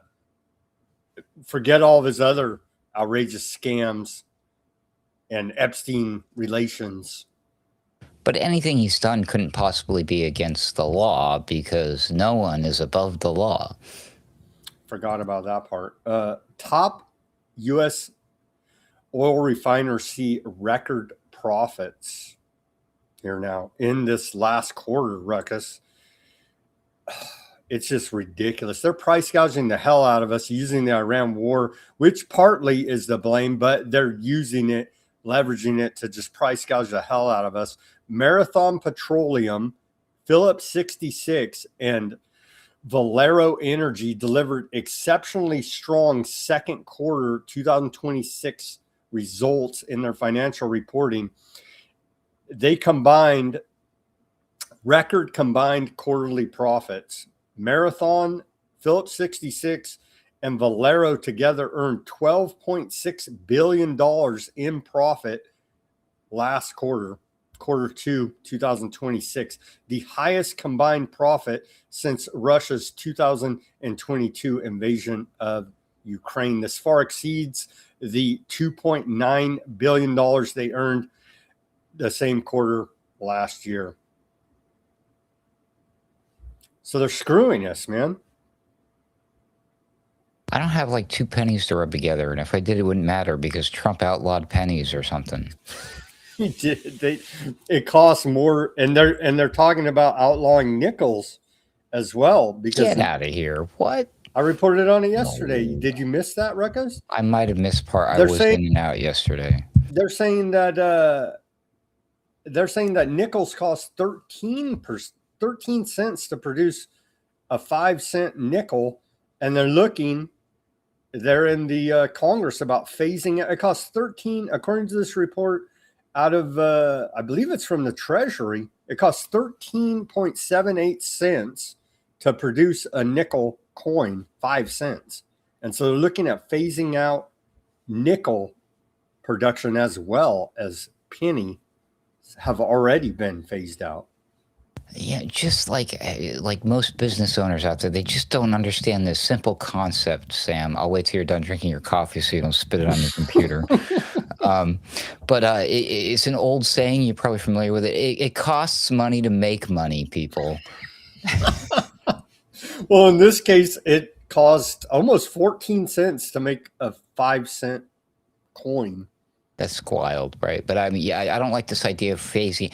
Just an excuse for them to phase out the physical currency so that we can move to digital currency so that we can, like, if you want to access or use that digital currency, which has absolutely nothing to do with any sort of weird, ominous, strange, like Mark of the Beast system, not at all. That's just a coincidence. Sit down and shut up, you crazy conspiracy theorists. Yeah, they're going to force everybody into the digital ID and the credit score system because you have no choice because, yeah, what's this, like this metal that you're trying to use at the store to buy your bread? Get out of here with that. All you can use this to throw it at you so you'll leave until the robots come and zap you with their electronic gloves or whatever they're going to do. Or the Project Raven drones are going to drop on your head. Do you have that video? Can you find that video while I go through of the shock gloves? Oh yeah, I sure do. Just to play that. Yeah. Find that for me, please. More economic news. Well, Ruckus tries to find that. Hey, maybe we'll have to vote for AOC. What, she broke up with her boyfriend, I saw, and she's freezing her eggs for the future. So she's dedicating her life for America. AOC now being a woman of the people. AOC's a woman of the people now reported a net worth of under $100,000 in her latest financial disclosure and is still carrying student loan debt dating back to 2007. She's a woman of the people, not an actress that they cast for the role of representing that congressional district, which she is 100%. Because I remember back when it happened and watching the freaking casting interview videos of it. You can't find that on the internet now. They conveniently scrubbed it, but I do remember distinctly at the time the advertisement by the Democrats who cast AOC as the populist left-wing female congresswoman out of New York. There, Ruckus. She's terribly young, horribly unqualified. She used to be a bartender or an actor, an aspiring actress, right? What a joke that lady has been throughout her entire career. But she's one of us, Ruckus. Her net worth is under $100,000. She's still paying off student loan debt. Even I got my student loan paid off, lady. Just saying. So did I. See, not one of us. Like the sucker I am, I paid it off. Yeah, I'm not proud of it either. I'm not saying that was a good thing, but whatever. I did get a piece of paper that says I have a couple bachelor's degrees from university, so not for nothing. You got the thing that I didn't get because I dropped out. Two degrees over here, bachelor's in science and bachelor's of arts. No, funny years thing. of having a good time drinking and smoking weed. Yeah. No, you know a funny thing? The only degree in economics that Fresno State University offered is a bachelor's of arts in economics, not of science. Neat. Here is the newly it's making the rounds here. ICE, I guess, is going to wear these shock gloves. And so this would never be abused. There's no police brutality. This is a freaking nightmare. If you like the stun guns, you're going to love these shocking gloves to take down potential criminals. Oh! I screamed like a little girl and pee myself. Go back with the glove.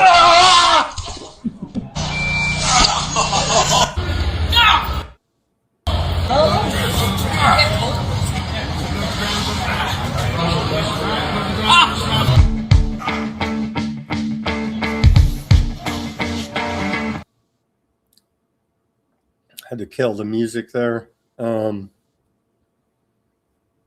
like they're having a lot of fun shocking the hell out of people. Some of these are big dudes. Yeah, I have no doubt it'll take you down.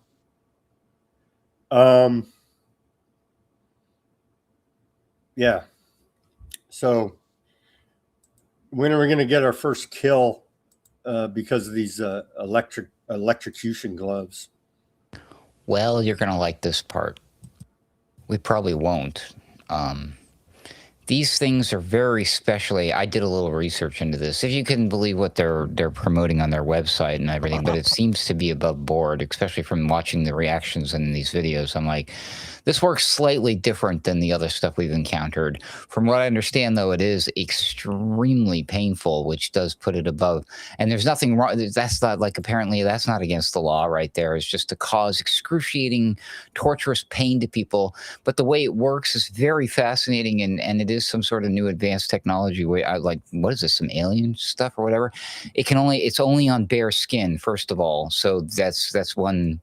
So it won't even go through like clothing, even if it's a thin piece. It has to literally be in direct contact with the skin, because part of the way it works is it's very scary shit. I don't want to be touched by this thing. That's all I know.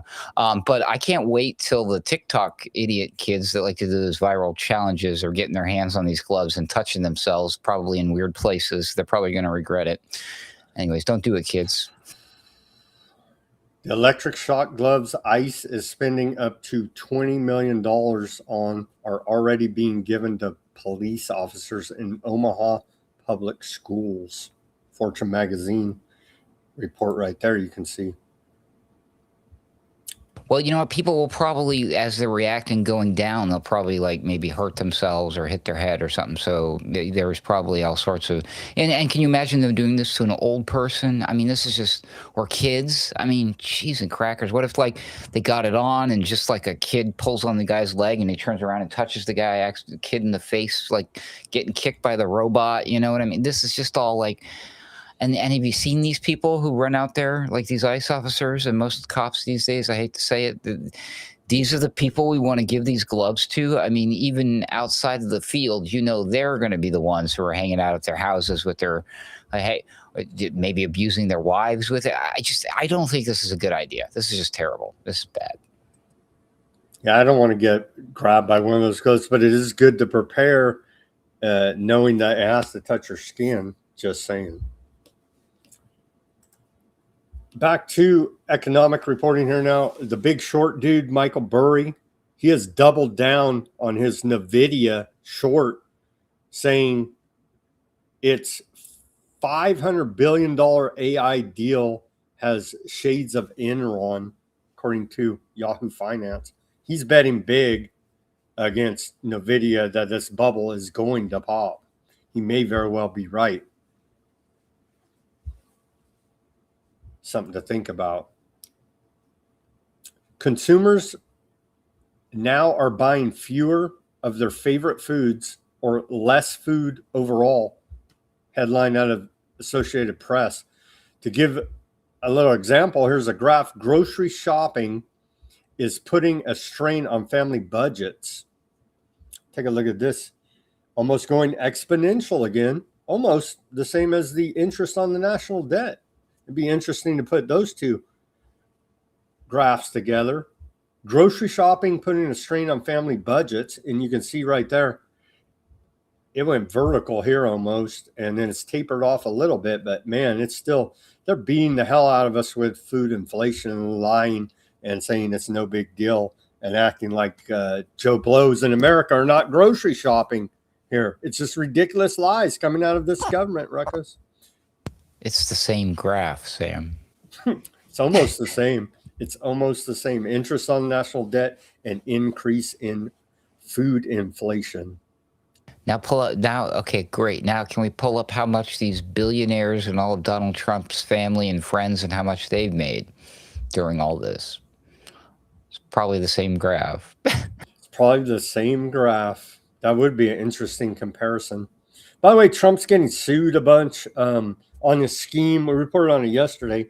He's getting sued for violating the First and Fifth Amendment, Fourth Amendment. I forget. Anyway, he's getting sued for his scheme to give early access to information to high frequency traders via True Social announcements.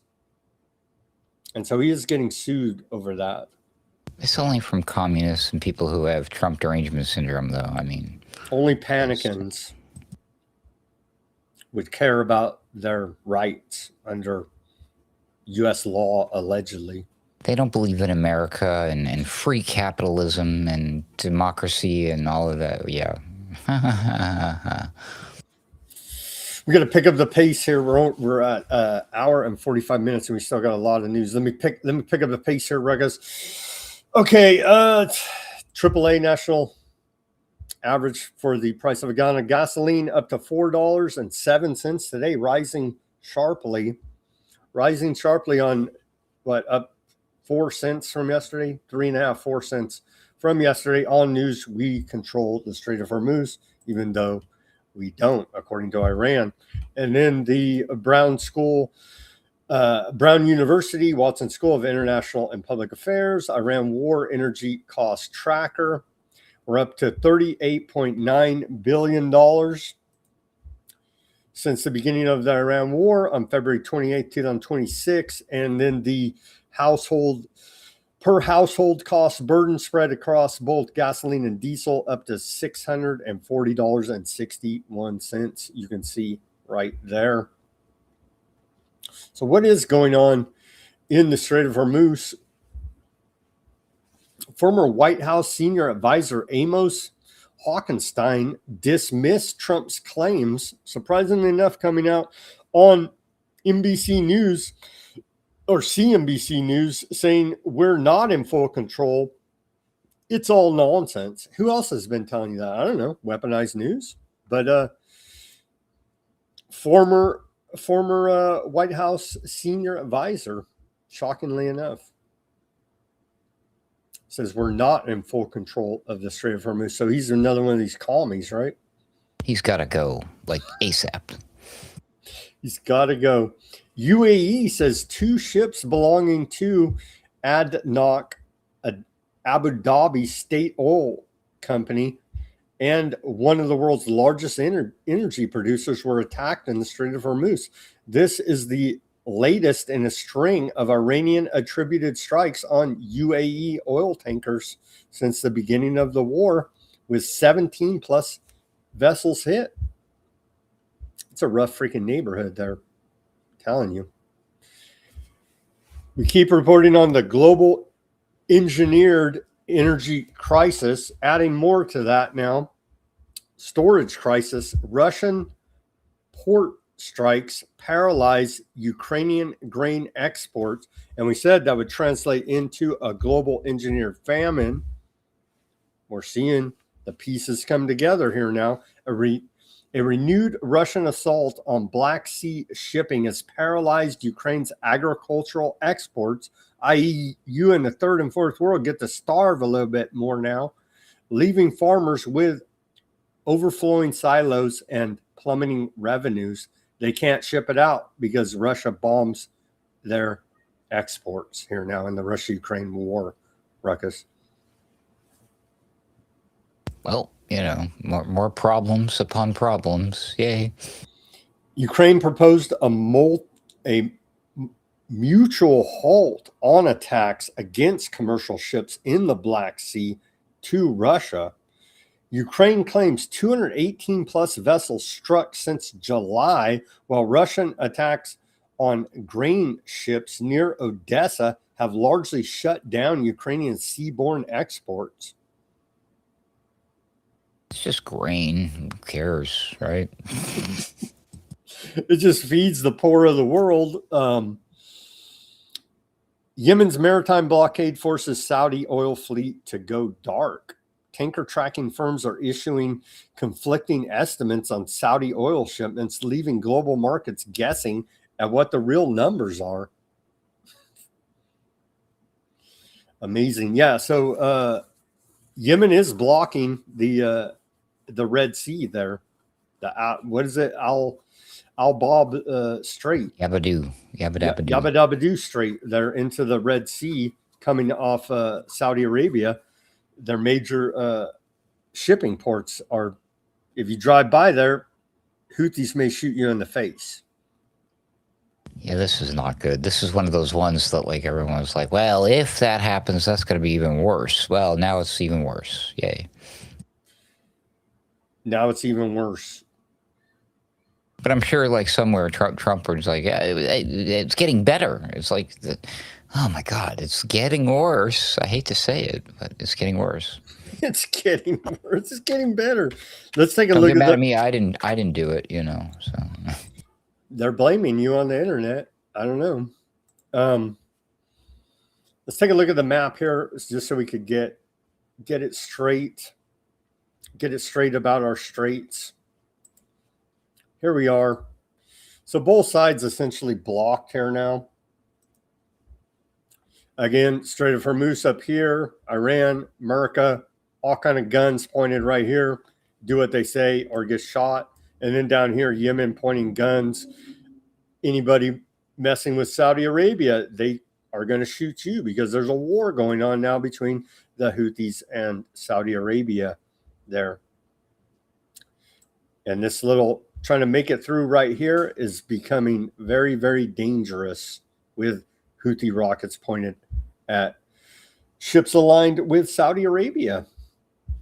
So again, 20 to 25%. It's probably even more now, because that was just the Strait of Hormuz.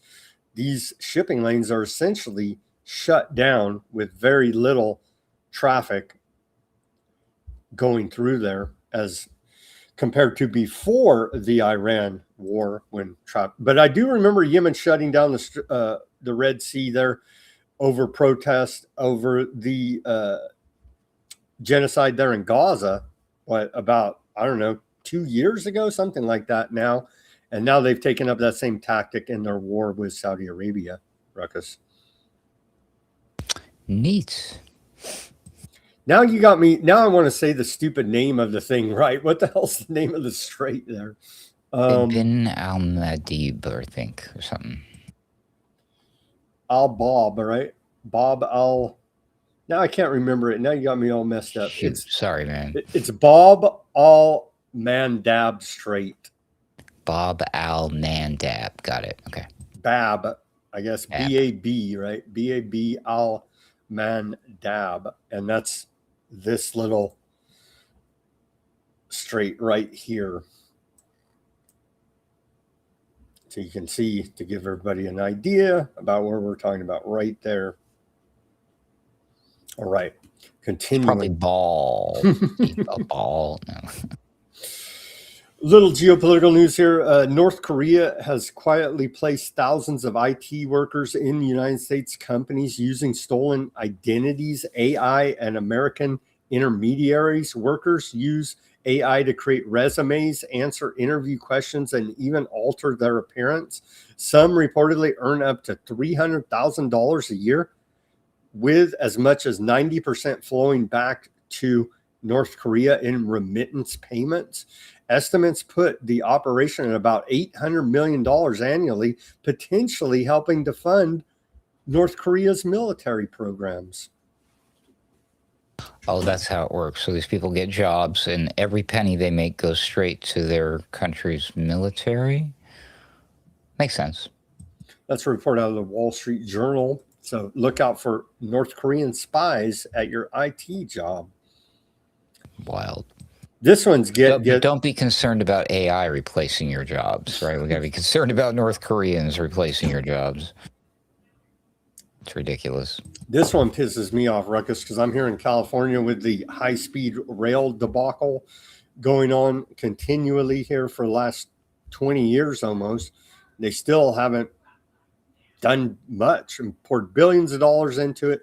China set a world record with maglev acceleration, for maglev acceleration, with a 1.1 ton experimental train reaching 800 kilometers an hour in just 5.3 seconds and stopping within 200 meters. The technology is still experimental and is being developed for future high-speed transportation and other applications.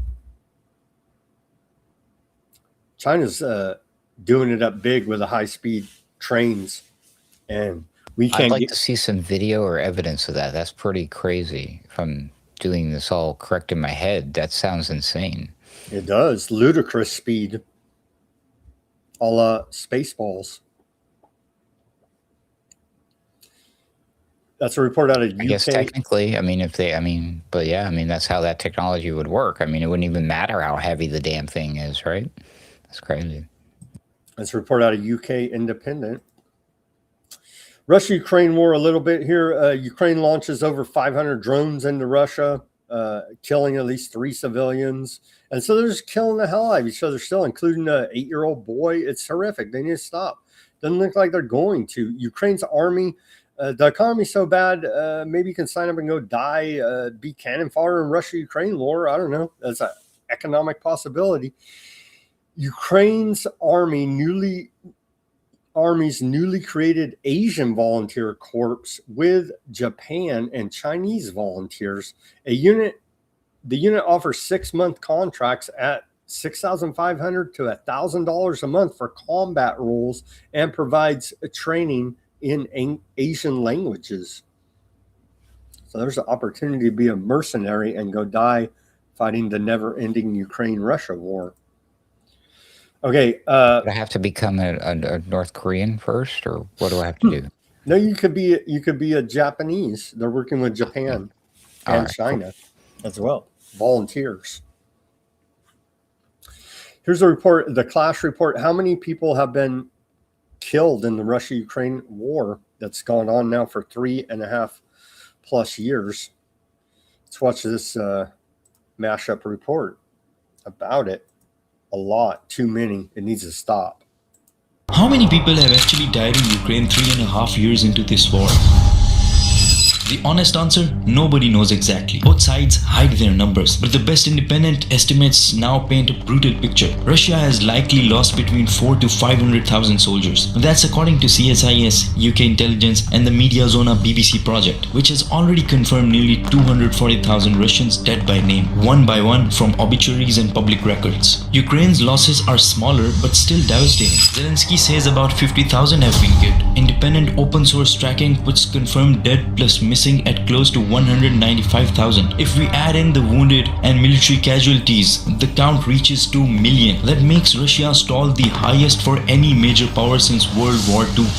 For civilians in Ukraine, the UN has verified over 16,000 killed and 48,000 injured, and June 2026 was the deadliest month for civilians since 2022. And here's the shift almost no one talks about. In first half of this year, the ratio hit nearly 8 Russian casualties for every 1 Ukrainian. Ukrainian drones have turned the front into a kill zone where the lifespan of Russian soldiers barely reaches 1 minute. Russia is losing 30,000 men a month while they're only recruiting 27,000. The math of this war is quietly turning even as the fighting doesn't stop.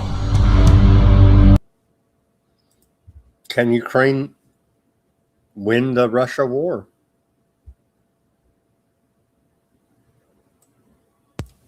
Probably not, especially at this rate.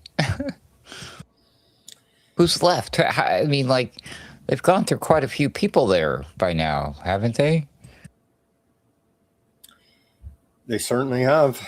Putin threatens to seize European ships over shadow fleet crackdown. The Russian president has warned that Russia will aggressively retaliate by seizing European merchant ships and if Western nations begin confiscating Moscow's commercial vessels. It just keeps escalating. You hear little reports, oh yeah, they're talking about peace, and then what the actions are, it keeps escalating.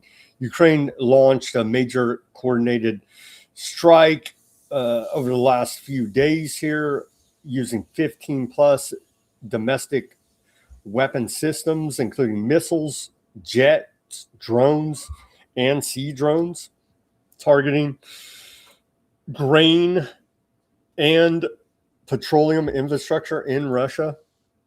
Here's some of the targets there, obviously not in English, written there in Cyrillic, but this is what Russia claims they're whacking there.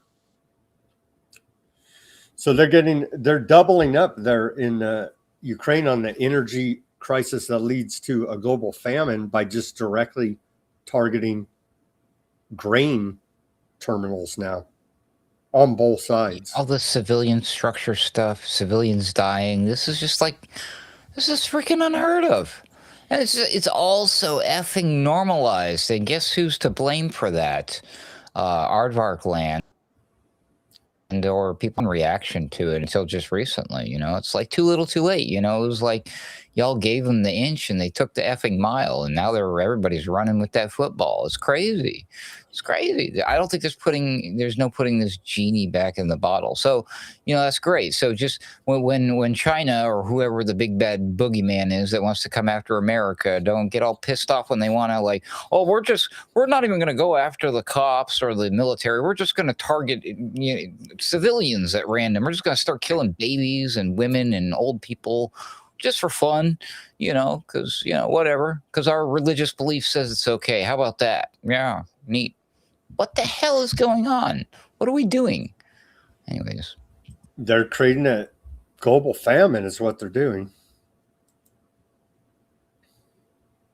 UN Human Rights Office said July was the deadliest month for civilians in Ukraine since May of 2000. June. July. This is the next report. Oh, okay. From UN Human Rights Office. The deadliest month for civilians in Ukraine since May 2022, with at least 437 people killed and 2,610 injured. The total was 30% higher than June of last year. Child casualties also reached their highest levels since April 2022, with 17 children killed and 166 injured. Stop it. They're not going to stop because, like you said, aardvarks have went ahead and normalized this. Let's hear now more from what do you do with a drunken Hegseth? He says, we do bad things to bad people. That's why today we launched the motto of the ACCC, which is we do bad things to bad people. Because for too long, bad people did bad things to good people inside the United States of America and across Central and South America. And we're going to empower great Americans and great partners to do really good stuff and be very capable about bringing violence against drug cartels and designated terrorist organizations. How? What? What? We're going to kill people because we're the good guys, all right?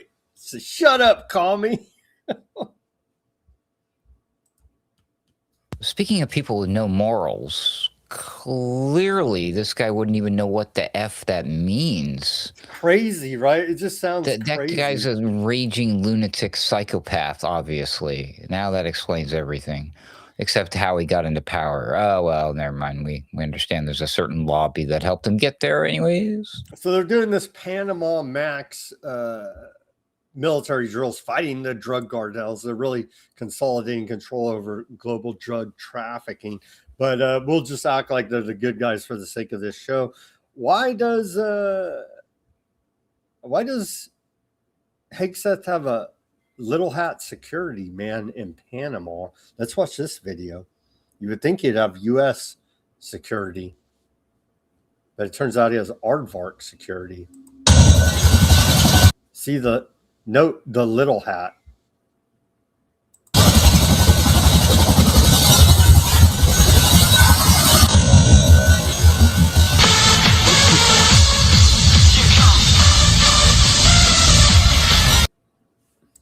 What is this about, Ruckus? It's a bulletproof skull cap, Sam. They're all the rage these days with United States security people. Who is Pete Hegseth's Kipka wearing security guard? Again, this is January 27, 2025. This guy's been hanging around the Secretary of War for a long time, it seems. Is that his Aardvark land handler? Some are asking that question. I just want to know how he keeps it attached to his head. He doesn't have any hair. Glue, super glue. So you'll be happy to know, Ruckus, that we're taking the fight to the cartels and narco terrorists. Only if we're doing bad things to them, because that's what we should be doing as a just and moral and Christian believing people is we should probably torture them, rip their limbs off, do whatever. We should probably do foul things with their dead bodies, whatever. We do bad things to bad people. It's not because we're bad. It's because they're bad and we're good. This makes no sense. You're a raging lunatic, Pete Hegseth. Oh, we'll get to the CIA doing covert fisherman assassinations here in a second. We're taking the fight to the cartels and narco-terrorists. U.S. Southern Command says this week 19 partner nations of the America's Counter Cartel Coalition, A3C, not to be confused with AOC, convened in Panama, reaffirming their commitment to work together to dismantle dangerous transnational criminal drug cartels. Southcom Commander Francis Donovan and senior coalition leaders finalized operational next steps to drive swift, concrete action against the cartels threatening security and stability across the Western Hemisphere. Our strength is in our complementary capabilities. We are ready to move forward, Donovan said. And then here's some propaganda out of U.S. Southern Command. The video, Panamax 2026. Let's watch this. We're getting those bad guys because we're going to do bad things to bad guys because we're the good guys.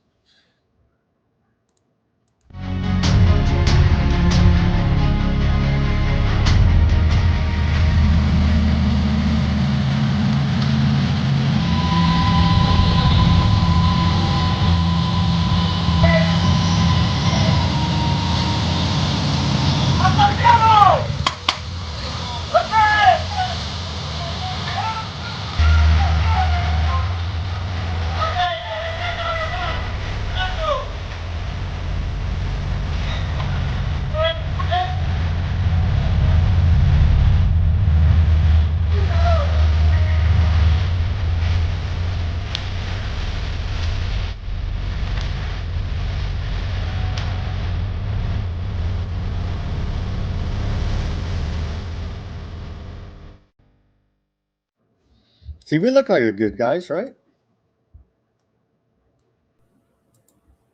No. Maybe this can convince you we're the good guys, Ruckus. Covert CIA black operation was behind drone strikes on Ecuadorian fishing boats.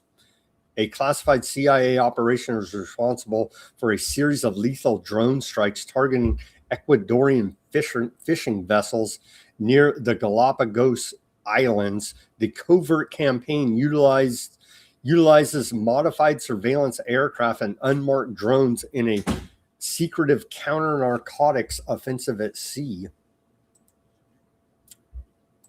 That's a...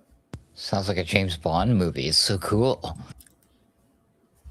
A report out of the Washington Compost. Covert CIA program said to be behind mysterious attacks on Galapagos boats.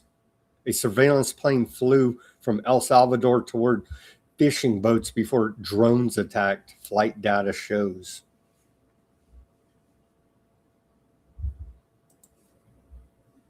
Isn't that like the famous Galapagos Islands where the evolution D-bag guy did his studies and wrote his journals? Yeah. Got his ideas. A lot of it, Charles yeah. Darwin. Mm-hmm. Yep. Neat. NASA thermal imagery consistent with the survivors' accounts of the explosions. Vessel tracking data places U.S. Coast Guard cutter near two of the boats, and video corroboration subsequent U.S. interdictions in the Eastern Pacific. The CIA's involvement in the boat strikes is the latest example of the active role by the U.S. intelligence agency in the region since Trump's return to office, despite the high-profile, quote, counter-narcotics campaign by the U.S. military that has seen high levels of cooperation between the U.S. and its regional partners. In April, 2 CIA officers were killed during an operation in Mexico's Chihuahua state that had not been authorized by the Mexican federal government. We're running covert black ops in Mexico, Central, and South America, Ruckus, all in the fight to decrease narcotics trafficked into this country. 2 weeks ago, the DEA came out with a report that says there's more cocaine than ever coming into this country. The alleged narco drug traffickers have adapted their trading routes and increased the supply. Well, you read my mind. I was going to ask, well, I mean, is it working at least? Well, apparently not. At least not the way we would think, right? Wow. Well, there you go. Trigger warning here. There's going to be a bunch of antiseptic reporting. But before we get to that, I know Aardvark Land Defense Ministry announced another cargo ship with thousands of tons of U.S.-produced military equipment has been unloaded at Haifa port today. Cargo includes D9 bulldozers, JLTVs, Humvees, and Oshkosh trucks. Some of the gear here going to the Aardvarks. You're in my tax money contributing to genocide there in the region. We wouldn't have it any other way.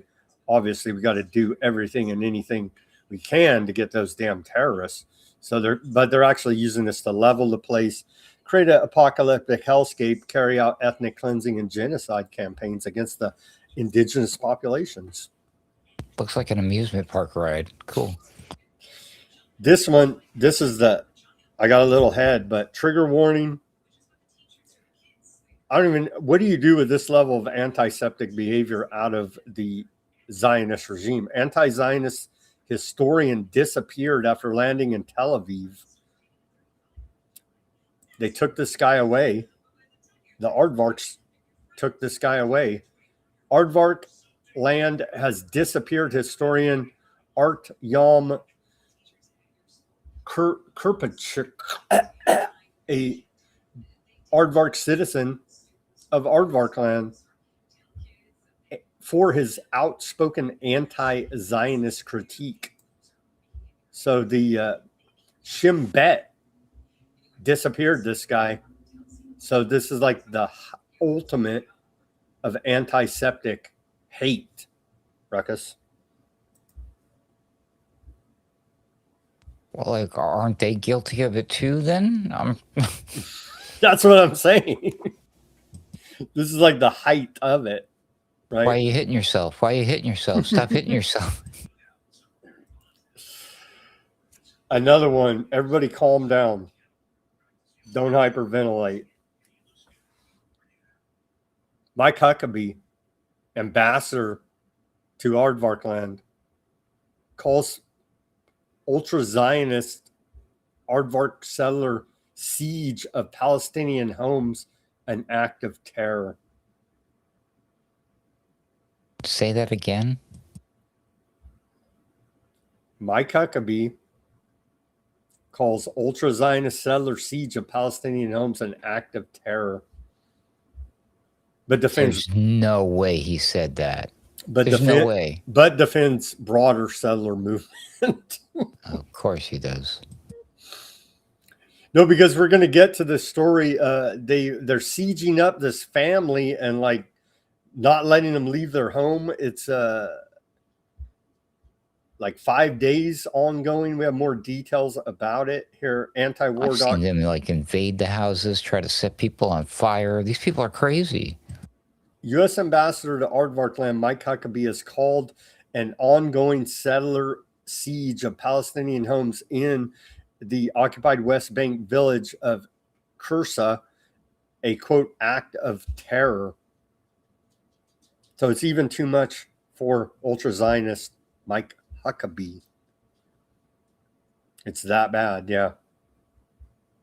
It must be pretty bad. We'll get to some more of those reports. I'll be praying for his soul. He's slipped to the dark side, Sam. How dare he? That's freaking Hamas talk. You know what I mean? So it's looking like Hamas has converted Mike Huckabee now. Their propaganda is very strong, Ruckus, as we're told. A declassified investigation alleges that UK taxpayers helped fund therapy for aardvark soldiers and veterans who served in the Gaza genocide through a British charity with gift aid, adding 25% to eligible donations. The foundation advertised £5,000, quote, therapeutic healing programs and psychological treatment, while UK Torment says the grants were specifically for PTSD treatment for IDF soldiers. They have PTSD? No. Some of them have a soul, apparently, and a conscience, and they know what they're doing is evil. And well, actually, a high percentage of them. Last time I checked, it's actually statistically extremely high.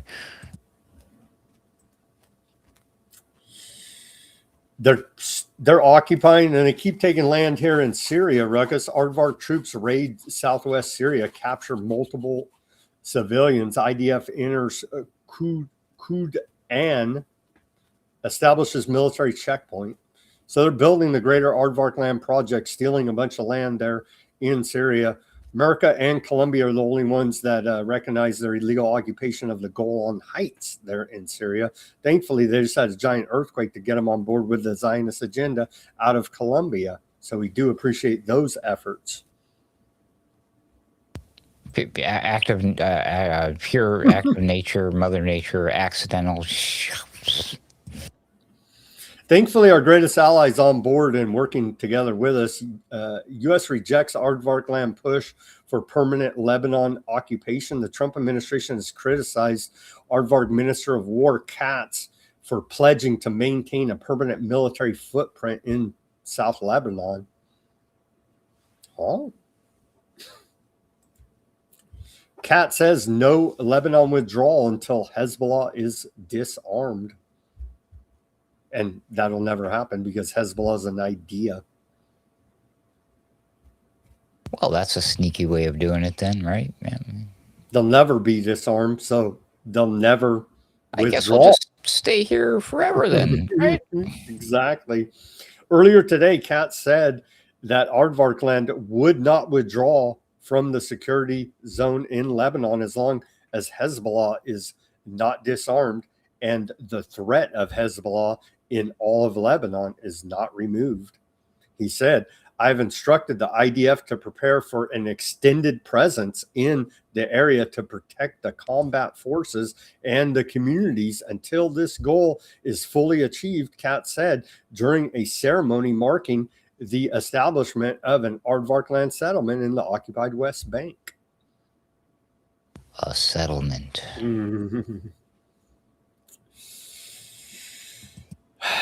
Here's a giant explosion. Yeah, the genocide has expanded to Lebanon now. Check out this. Aardvark land forces have completely demolished the Al-Warard residential complex. Watch this. Destroying all 14 of its buildings. Quite a demolition campaign in this video.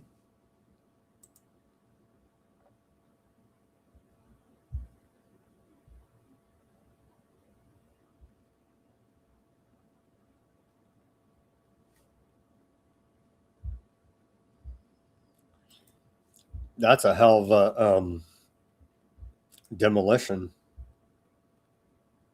Big boom. Bing boom. It gets better or worse. Aardvark land troops conducting deliberate arson campaign in southern Lebanon, Ruckus. What? They like to do this, don't they? Allegedly. Large fires continue to burn and spread in southern Lebanon. Reports earlier today. Continuous strikes, artillery shelling, and deliberate arson operations carried out by the IDF forces illegally positioned inside the country. The aardvark arson operation in particularly are targeting forest and greenery. Aardvark land has been damaging the environment in Lebanon for years, increasingly so over the past several months, and specifically since the latest round of fighting began, including through spraying of toxic chemicals, glyphosate, and the use of white phosphorus. Well, I mean, the trees are terrorists? No, they're quite literally salting the earth, for lack of a better, well, they're using white phosphorus, and they're committing ecocide with the glyphosate and white phosphorus and other chemical weapons attacks on the terrorist land there to make it uninhabitable. What does uninhabitable mean? Like people can't live there? Nothing can live there. People, Weird. Wildlife, plants, anything. They're creating apocalyptic hellscape akin to Gaza now in southern Lebanon. Here's some images that wartime reporter Courtney Barnu on the ground. I believe these are a few days old, but you can see the white phosphorus here, I believe. These are some earlier photos. Yeah. Documenting the highly illegal, internationally recognized war crime of using white phosphorus. These guys are insane too. Holy moly. They're all insane. We're surrounded by a bunch of insane people. Another trigger warning, Financial Times now reporting about Aardvark land forces have systematically demolished large parts of southern Lebanon, including homes, roads, water systems, farmland, healthcare facilities, and historic sites. Let's watch this report. About 85,000 homes have been damaged or destroyed. 270,000 people remain barred from returning to Aardvark land controlled areas, and more than 20% of southern Lebanon's farmland and forests have been destroyed. Let's watch this short report out of Financial Times, the big antiseptics that they are.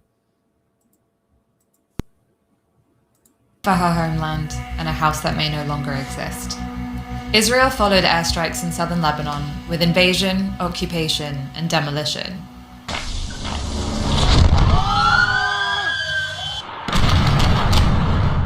Our visual investigation reveals the extent of the destruction since the outbreak of war in March, which experts suggest is part of a deliberate strategy to render these areas uninhabitable.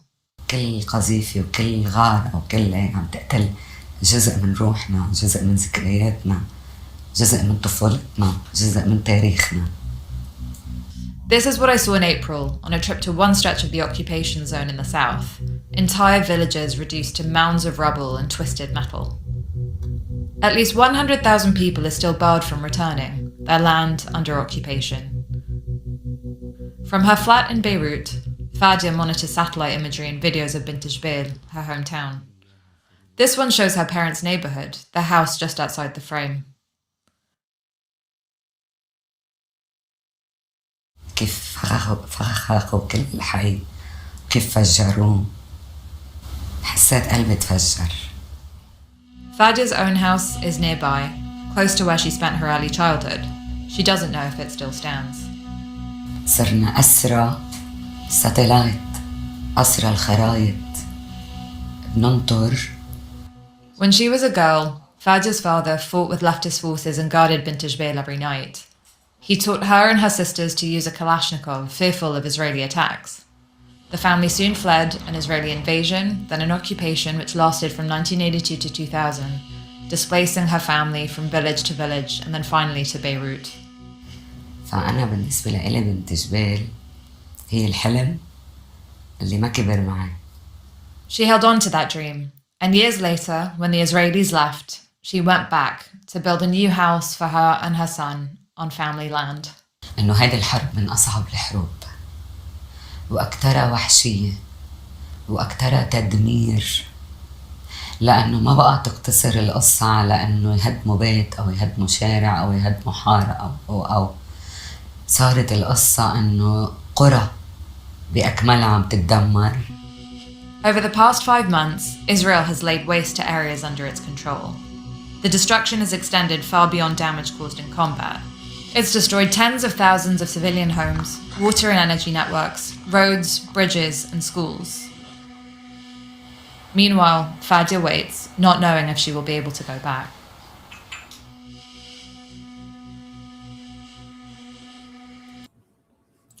How are they going to live this down, Ruckus? That's mainstream Financial Times. The world knows what they're doing, and the antiseptic card is wearing thin, fast. Yeah, man, that's exactly right. Yep. I don't know what else to say. I mean, what the F is, like, what the hell is wrong? Like, I just, man, in a lot of ways, this is worse than what took place in 2020. I really want to grab anyone who supports this or thinks this is okay and just shake the F out of them and be like, what the F is wrong with you? But the thing is, like, I suspect that there's really not a lot of people, like, who can I find close to me around me who's, like, responsible for this? Nobody. It's like, it's really these high, powerful elites who are just doing it openly in our faces, getting up there on their little magic freaking airwaves box, the television and their Truth Socials and their social media, and saying, oh, America and everything's great. And yeah, and I'm like, literally, like, the entire country, for all we know, could be absolutely ever-loving pissed off at this administration, and we're still not going to see that on the television. We're not going to see that on the True Social. You know, I'm like, but, like, how long can this go on? I don't understand, bro. I just don't get it. And what the F are we doing? Like, there's zero justification for what Israel is doing in Lebanon. None. I don't like. Was that lady that they just interviewed? She's a terror. Like, she's where. I know that was all code word for, like, but I need to get back to my house as soon as possible so I can kill all of the J people. Like, what is going on here? This is all insane, and it all needs to stop immediately. And yes, it's all open in your face. And when these things happen, people not only blame Aardvark land and the Jays, because you got to separate those two things. You got to separate the Zionism thing, but you also, now there's the other player in the room, and Christianity and God in general. This is all of it is leaving an incredibly bad taste in people's, like, they don't like right now. They don't like the Jays. They don't like Aardvark land. They don't like Christians. They don't like God. And I think that might ultimately be the ultimate plan. At the end of the day, Satan wins no matter what. And that kind of sucks. That's my personal opinion, though. It's pushing people that way. Yeah. With these evil actions. The genocide in Gaza continues there. The blockade's continuing. They're blocking engine oil, spare parts from entering Gaza. Blocking evacuating injured Palestinians with chronic health issues. They can't fuel hospital generators, ambulances, water pumps, water trucks. All that's going on. They're still whacking them as well.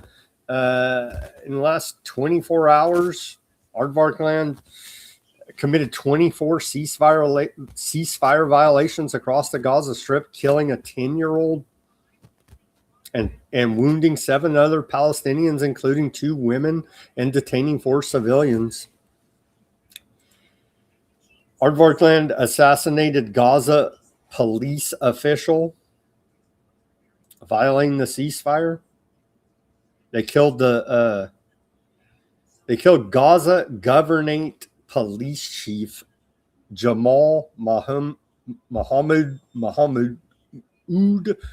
Abdu Kamal, 43 years old, reported earlier today. I guess at least it wasn't a kid. I mean, God, what can you even say at this point? Aardvark land drone bombed a vehicle in South Gaza City earlier today, killing. Here's the still image of him killing that police chief. They bombed his car and whacked him right there.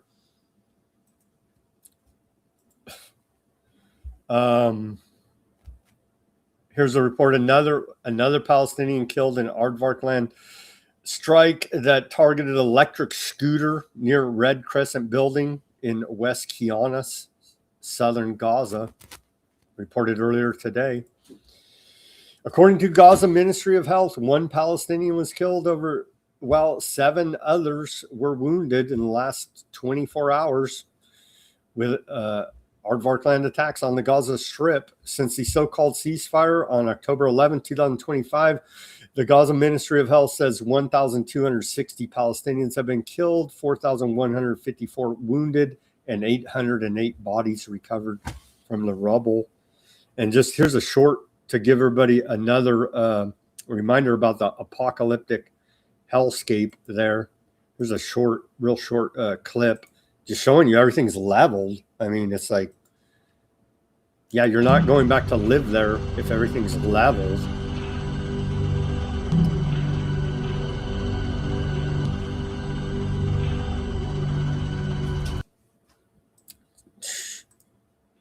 Wowzers. Okay, our final report here now, Ruckus, as we're at the 2.5 hour mark. It's breaking me. That's what I'm saying. How can they live this down? And it just seems they're just crazy, which they are, and they're intentionally trying to provoke the rest of the world to hate them. AP, aardvark settler siege of Palestinian homes draws a sharp U.S. rebuke. I mean, it's all over the mainstream now, and like everybody is seeing this. For 5 nights, aardvark ultra-Zionist settlers, I add that part, by the way, I'm sure our audience knows anyway, and I get ultra-Zionist from the BBC documentary, so I'm just using their own terminology here. Ultra-Zionist settlers surrounded 3 Palestinian homes on the outskirts of town in the occupied West Bank, preventing the families from leaving safely as their food and water supplies dwindled. And so the standoff in the northwest bank town of Qusar is the latest in a wave of settler violence that, and I'm adding this over, but they add it too here in the AP, that even ultra-Zionist U.S. Ambassador Mike Huckabee has been forced to condemn, calling the ultra-Zionist settlers terrorists. It's that bad, Ruckus, where even Mike Huckabee is condemning this. Shocking. It's pretty bad. 5-day siege. Here's one. Maybe Huckabee will let this one go. I'm sure the Christian Zionists in America love it, actually. Aardvark land army surrounds last Christian town in West Bank. Beth declared a closed military zone by the IDF. And so they're saying, well, this is going to protect you. And they're saying, well, no, you guys have actually declared closed military zones other places, and then wound up just stealing all of that land. That's a report out of the UK Telegraph. So they're going to whack all these Christians there in Beth and then say it's for their own good. And maybe then Christian Zionists in America will say it's wrong, you think? No? Oh, probably not. No way. They have all sorts of hoops they jump through to justify all this crap. It's absolutely ridiculous, annoying, and evil. Evil, anyway. There's a bunch of reports about the siege they're doing on that place. Their aardvark occupation forces issue 4 demolition orders in Kafir Sur South in the occupied West Bank, targeting homes for destruction. A 5-story residential building, apartments, and house under construction, and a farm. And here's those issues, those declarations right there. They're saying, get out or we whack you, and we may still very well whack you. And then the illegal aardvark settlers reestablish Ganim settlement 21 years after aardvark land's 2005 withdrawal. It was reestablished earlier today. The settlement on privately owned Palestinian land east of Jenin, 21 years after it was evacuated under 2005 displacement plan. And so all of these guys, the good guys, the ultra-Zionist settlers are there to take the land, Ruckus. They're the good guys because they have that square on their head, right? That cube. The black cube means you're a good guy, right? Oh, no, you should do some research into that one. That doesn't mean you're a good guy? Oh. Probably not. All these guys are there to steal the land right there. And with the black cubes on their head. See that? Wowzers. It's just a fashion trend. It's kind of like you've seen those cars, the Google Street View cars. They go up when they get the little thing on the top. It's the same thing. You know, it's just a 360-degree camera. That's all.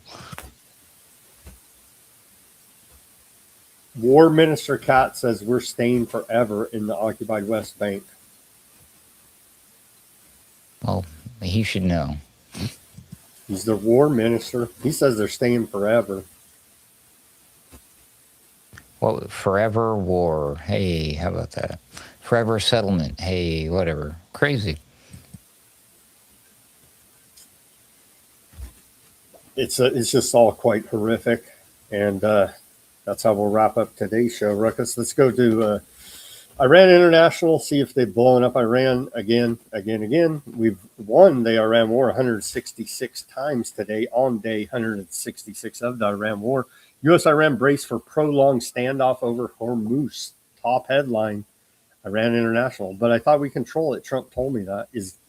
Trump must be misinformed. How Iran's Supreme National Security Council works and who gets a vote. Jeffries calls conditions aboard USS Abraham Lincoln a disgrace. That's top Democrat there in the House. CENTCOM denies reports of death, suicide, ideation aboard USS Abraham Lincoln. Any bad news, they just deny it all, right? Everything's wonderful in the golden age here now, Trump. Who you with? Weaponized news? That's fake news. And backhandedly, they're saying the families reporting from their family in service are liars, essentially, is what they're saying backhandedly. Hegseth, they have the history of doing this, too, with the reports about the people who got injured at the bases who got attacked and said that they were left defenseless. And all, like, their first go-to knee-jerk reaction, Hegseth again, well, they're lying, they're misrepresenting, they're probably paid by George Soros. He practically said stuff like that, you know what I mean? It's crazy. Nothing bad has ever happened to anybody in U.S. military service. Well, you know. Latest headlines out of Al Jazeera here now. U.S. eyes indefinite Iran naval blockade. So that's the reason we have a Navy now, is the blockade the freaking Strait of Hormuz. Says it in the Constitution, Ruckus. Have you read your Constitution lately? It says it right there. I got to catch up. It's been a minute, yeah.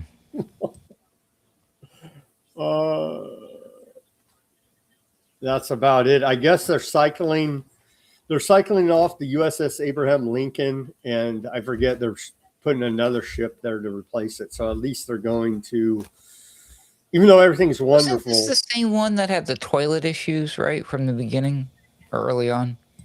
One of them, yeah, I remember they were having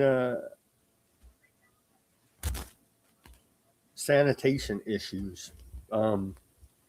Yeah, allegedly. There were reports that there was some sabotage going on. They were doing it on purpose or whatever. Is this the same ship? I'm pretty sure I think so. Fires in the laundry. And that's why they're saying, well, the government's doing experiments on us, essentially. Running low on rations, giving them, there's reports of rotten meat, sour milk. You know what? We need to find out for damn sure if this is the same ship, because another theory, just a theory, could be that they're doing this to them intentionally to punish them for the sabotaging thing. May very well be. But allegedly USS Abraham Lincoln is moving out of that position and I guess going to port to give them some time off. What is it? 250 days plus at sea, longest ever, right? Without any break. So I guess they're gonna give them a break. Maybe we'll see. I hope they don't try to liberty them. Just saying. That is a very real possibility. It's a very real possibility they Iran them. You don't even need to liberty them. Drive it too close over there, I know Iran you. You better believe that. So hey, that could happen as well. They could intentionally provoke an Iranian attack against it and say, well, now we got to do ground troops and all that, right? You heard it here first, folks. It's a possibility. It's a possibility. I'm just throwing it out there. I'm throwing it out there. It's a very real possibility here now, as we're in a Persian standoff in the Strait of Hormuz, essentially. All right, let's head over to the channels and wrap up this broadcast. See if we had any viewers on the Odysee and chats, comments in the chat over there. Takes a few clicks to get through.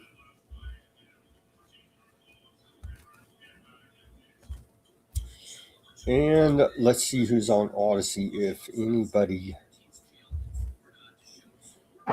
A few over there. Thank you guys for tuning in on the Odysee. Let's see. Volpine. Test. Shout out to you guys, Huffman, John, for Scully. Shout out to you guys. Thank you for tuning in.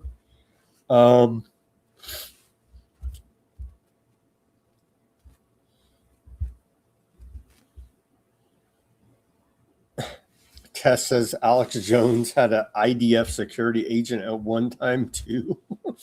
I don't know about that, but well, I guess that excuses Hegseth. Let's see here. The guy with the little hat might be Hegseth's. Oh, I can't even read that, John. Maybe his same-sex partner is being suggested, and love interest. Hey.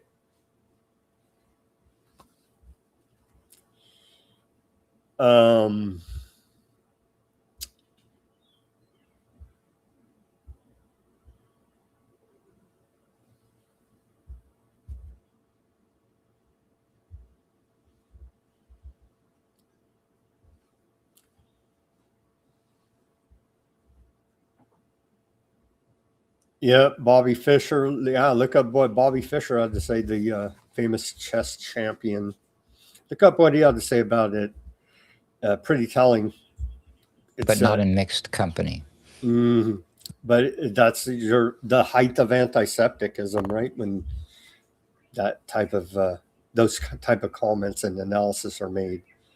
I wish Iran would decapitate Aardvark's government. There is not a human being in the bunch. Well, they certainly are not shy about going on all of the media and pronouncing their genocidal ways, that's for sure. All right, friends, thank you for tuning in on the Odysee and keeping that chat lively. As always, Pink Vegas says normies are checked out, sadly. Yeah, in large part. But, hey, we're not going to have a choice. But most people are probably most concerned domestically here about the economy. I would have to say, with the price of gasoline just destroying the price of everything else. So at some point, the normies are not going to have a choice but to pay attention and figure out what the hell's going on here. We're getting there fast, I do believe. All right, thank you guys for tuning in on Odysee, keeping that chat lively and informative. Thank you, everybody, for tuning in on X, Kick, Facebook, Bitchute, Substack, Rumble, and YouTube. Let's go over here now. Ruggles, we're not going to get the regular trolls because I forgot to push the button to give us the phone stream, and that's where we get most of them from. So it's just going to be our regular regular listening audience here. Shout out to Strong on the Rumble, Carrie, Chloe, Lurley, Blakey. Sam and Ruckus are the coolest gay dudes on the entire internet. Well, right on. Awesome. Thank you so much. Gay as in happy. Gay as in happy. Gay used to mean happy. I know. So right? I would take it that way. There. Oh, they do clarify it's just friendly trolling. Well, you could have said I'm referring to gay in 1950s English, and then that would have made it even more acceptable. We're just two happy guys here reporting the end of the world for you. Oh, man. Shout out to Power on the YouTube. Let's see. Old Pete will get a smack in the mouth if he's lucky, Silver said on the YouTube. Yeah. All that propaganda in the media, and you're not going to lie to a soldier that's there. That, you know what I mean? So yeah, it doesn't work in real life the way it does on television. That Silvertail in Australia there. Yeah. Mm-hmm. Let's see. KJ on the YouTube says, "See, dump worried to death doing catering." Yeah. He did a whole secret escape from Turkey. What was that? That was the NATO summit, wasn't it, in Turkey? And wasn't that a separate event or no? I think it was the same thing. Oh, okay. And they told him fake intelligence now, or CIA says, who knows if maybe it was real intelligence? Who knows? All these intelligence agencies lie. But he acted on that intelligence and took a separate plane, hid in a catering truck or something, allegedly, to not get whacked by Iran, is what we're told now.